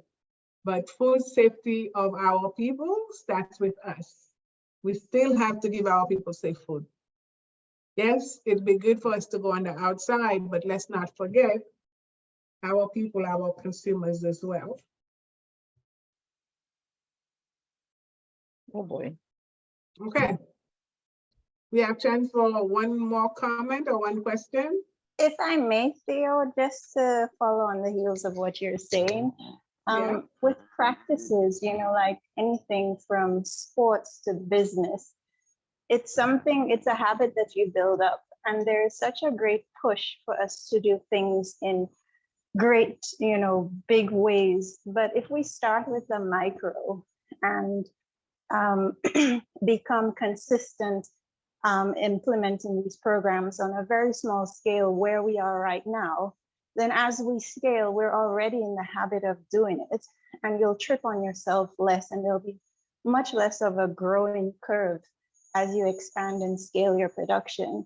So, I mean, we're always thinking, you know, big picture, but the fact is we're a very small country, very small island, very small population, very small market, and we are a developing state.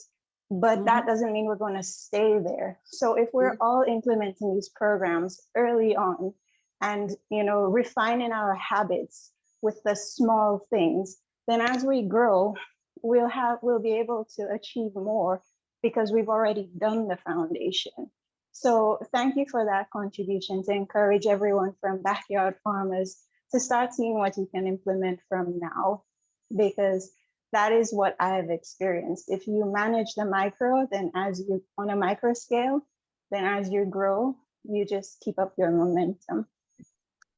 Thank you for that. That is so true, because we have to take the elephant one bite at a time.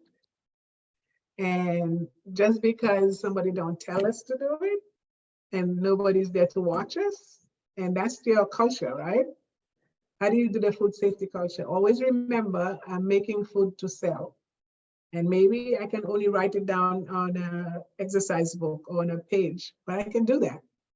So then I have it. But also on our government side, we have a lot of information. Let's make sure it's accessible to the little ones as well. A push on that side for that, and maybe not all of it, but just one at a time, like you said. Appreciate that. Okay, any other questions, guys?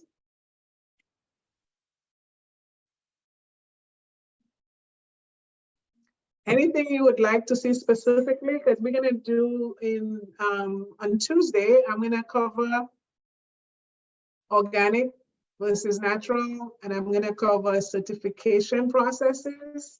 Now, I'm gonna need your help here for the local certification. We talked a little bit about it, but I had certification for selling outside of St. Lucia, whether it be to Trinidad or whatever, and what the certification that's available. But I look for your help too and helping us what's in here. If you have certification that's required, that'd be great if you can share that with us, because I have a hard time finding it. And then talk about organic. So if you have any questions or anything you would like to discuss before Tuesday, send it to Pauline or put it in the chat and you will get to me and I'll try to get the information. And one last push on be careful what you read on the internet. All of us know that the YouTube University, everybody has something. Don't listen to everything. Always get the data, verify, verify, verify, verify. You know how many medicine that's on the internet that tell me that I'm gonna lose my belly fat if I take this? Every time I turn around, somebody tell me this is the magic pill to take my belly fat out. It's very tempting, but most of them is not true. So just be careful what we get of the internet, that we are validating the data. In God we trust, everybody else show data. All right, ladies, I appreciate your time. I thank you for your participation. I really enjoyed it. I hope you enjoyed it as much as I did.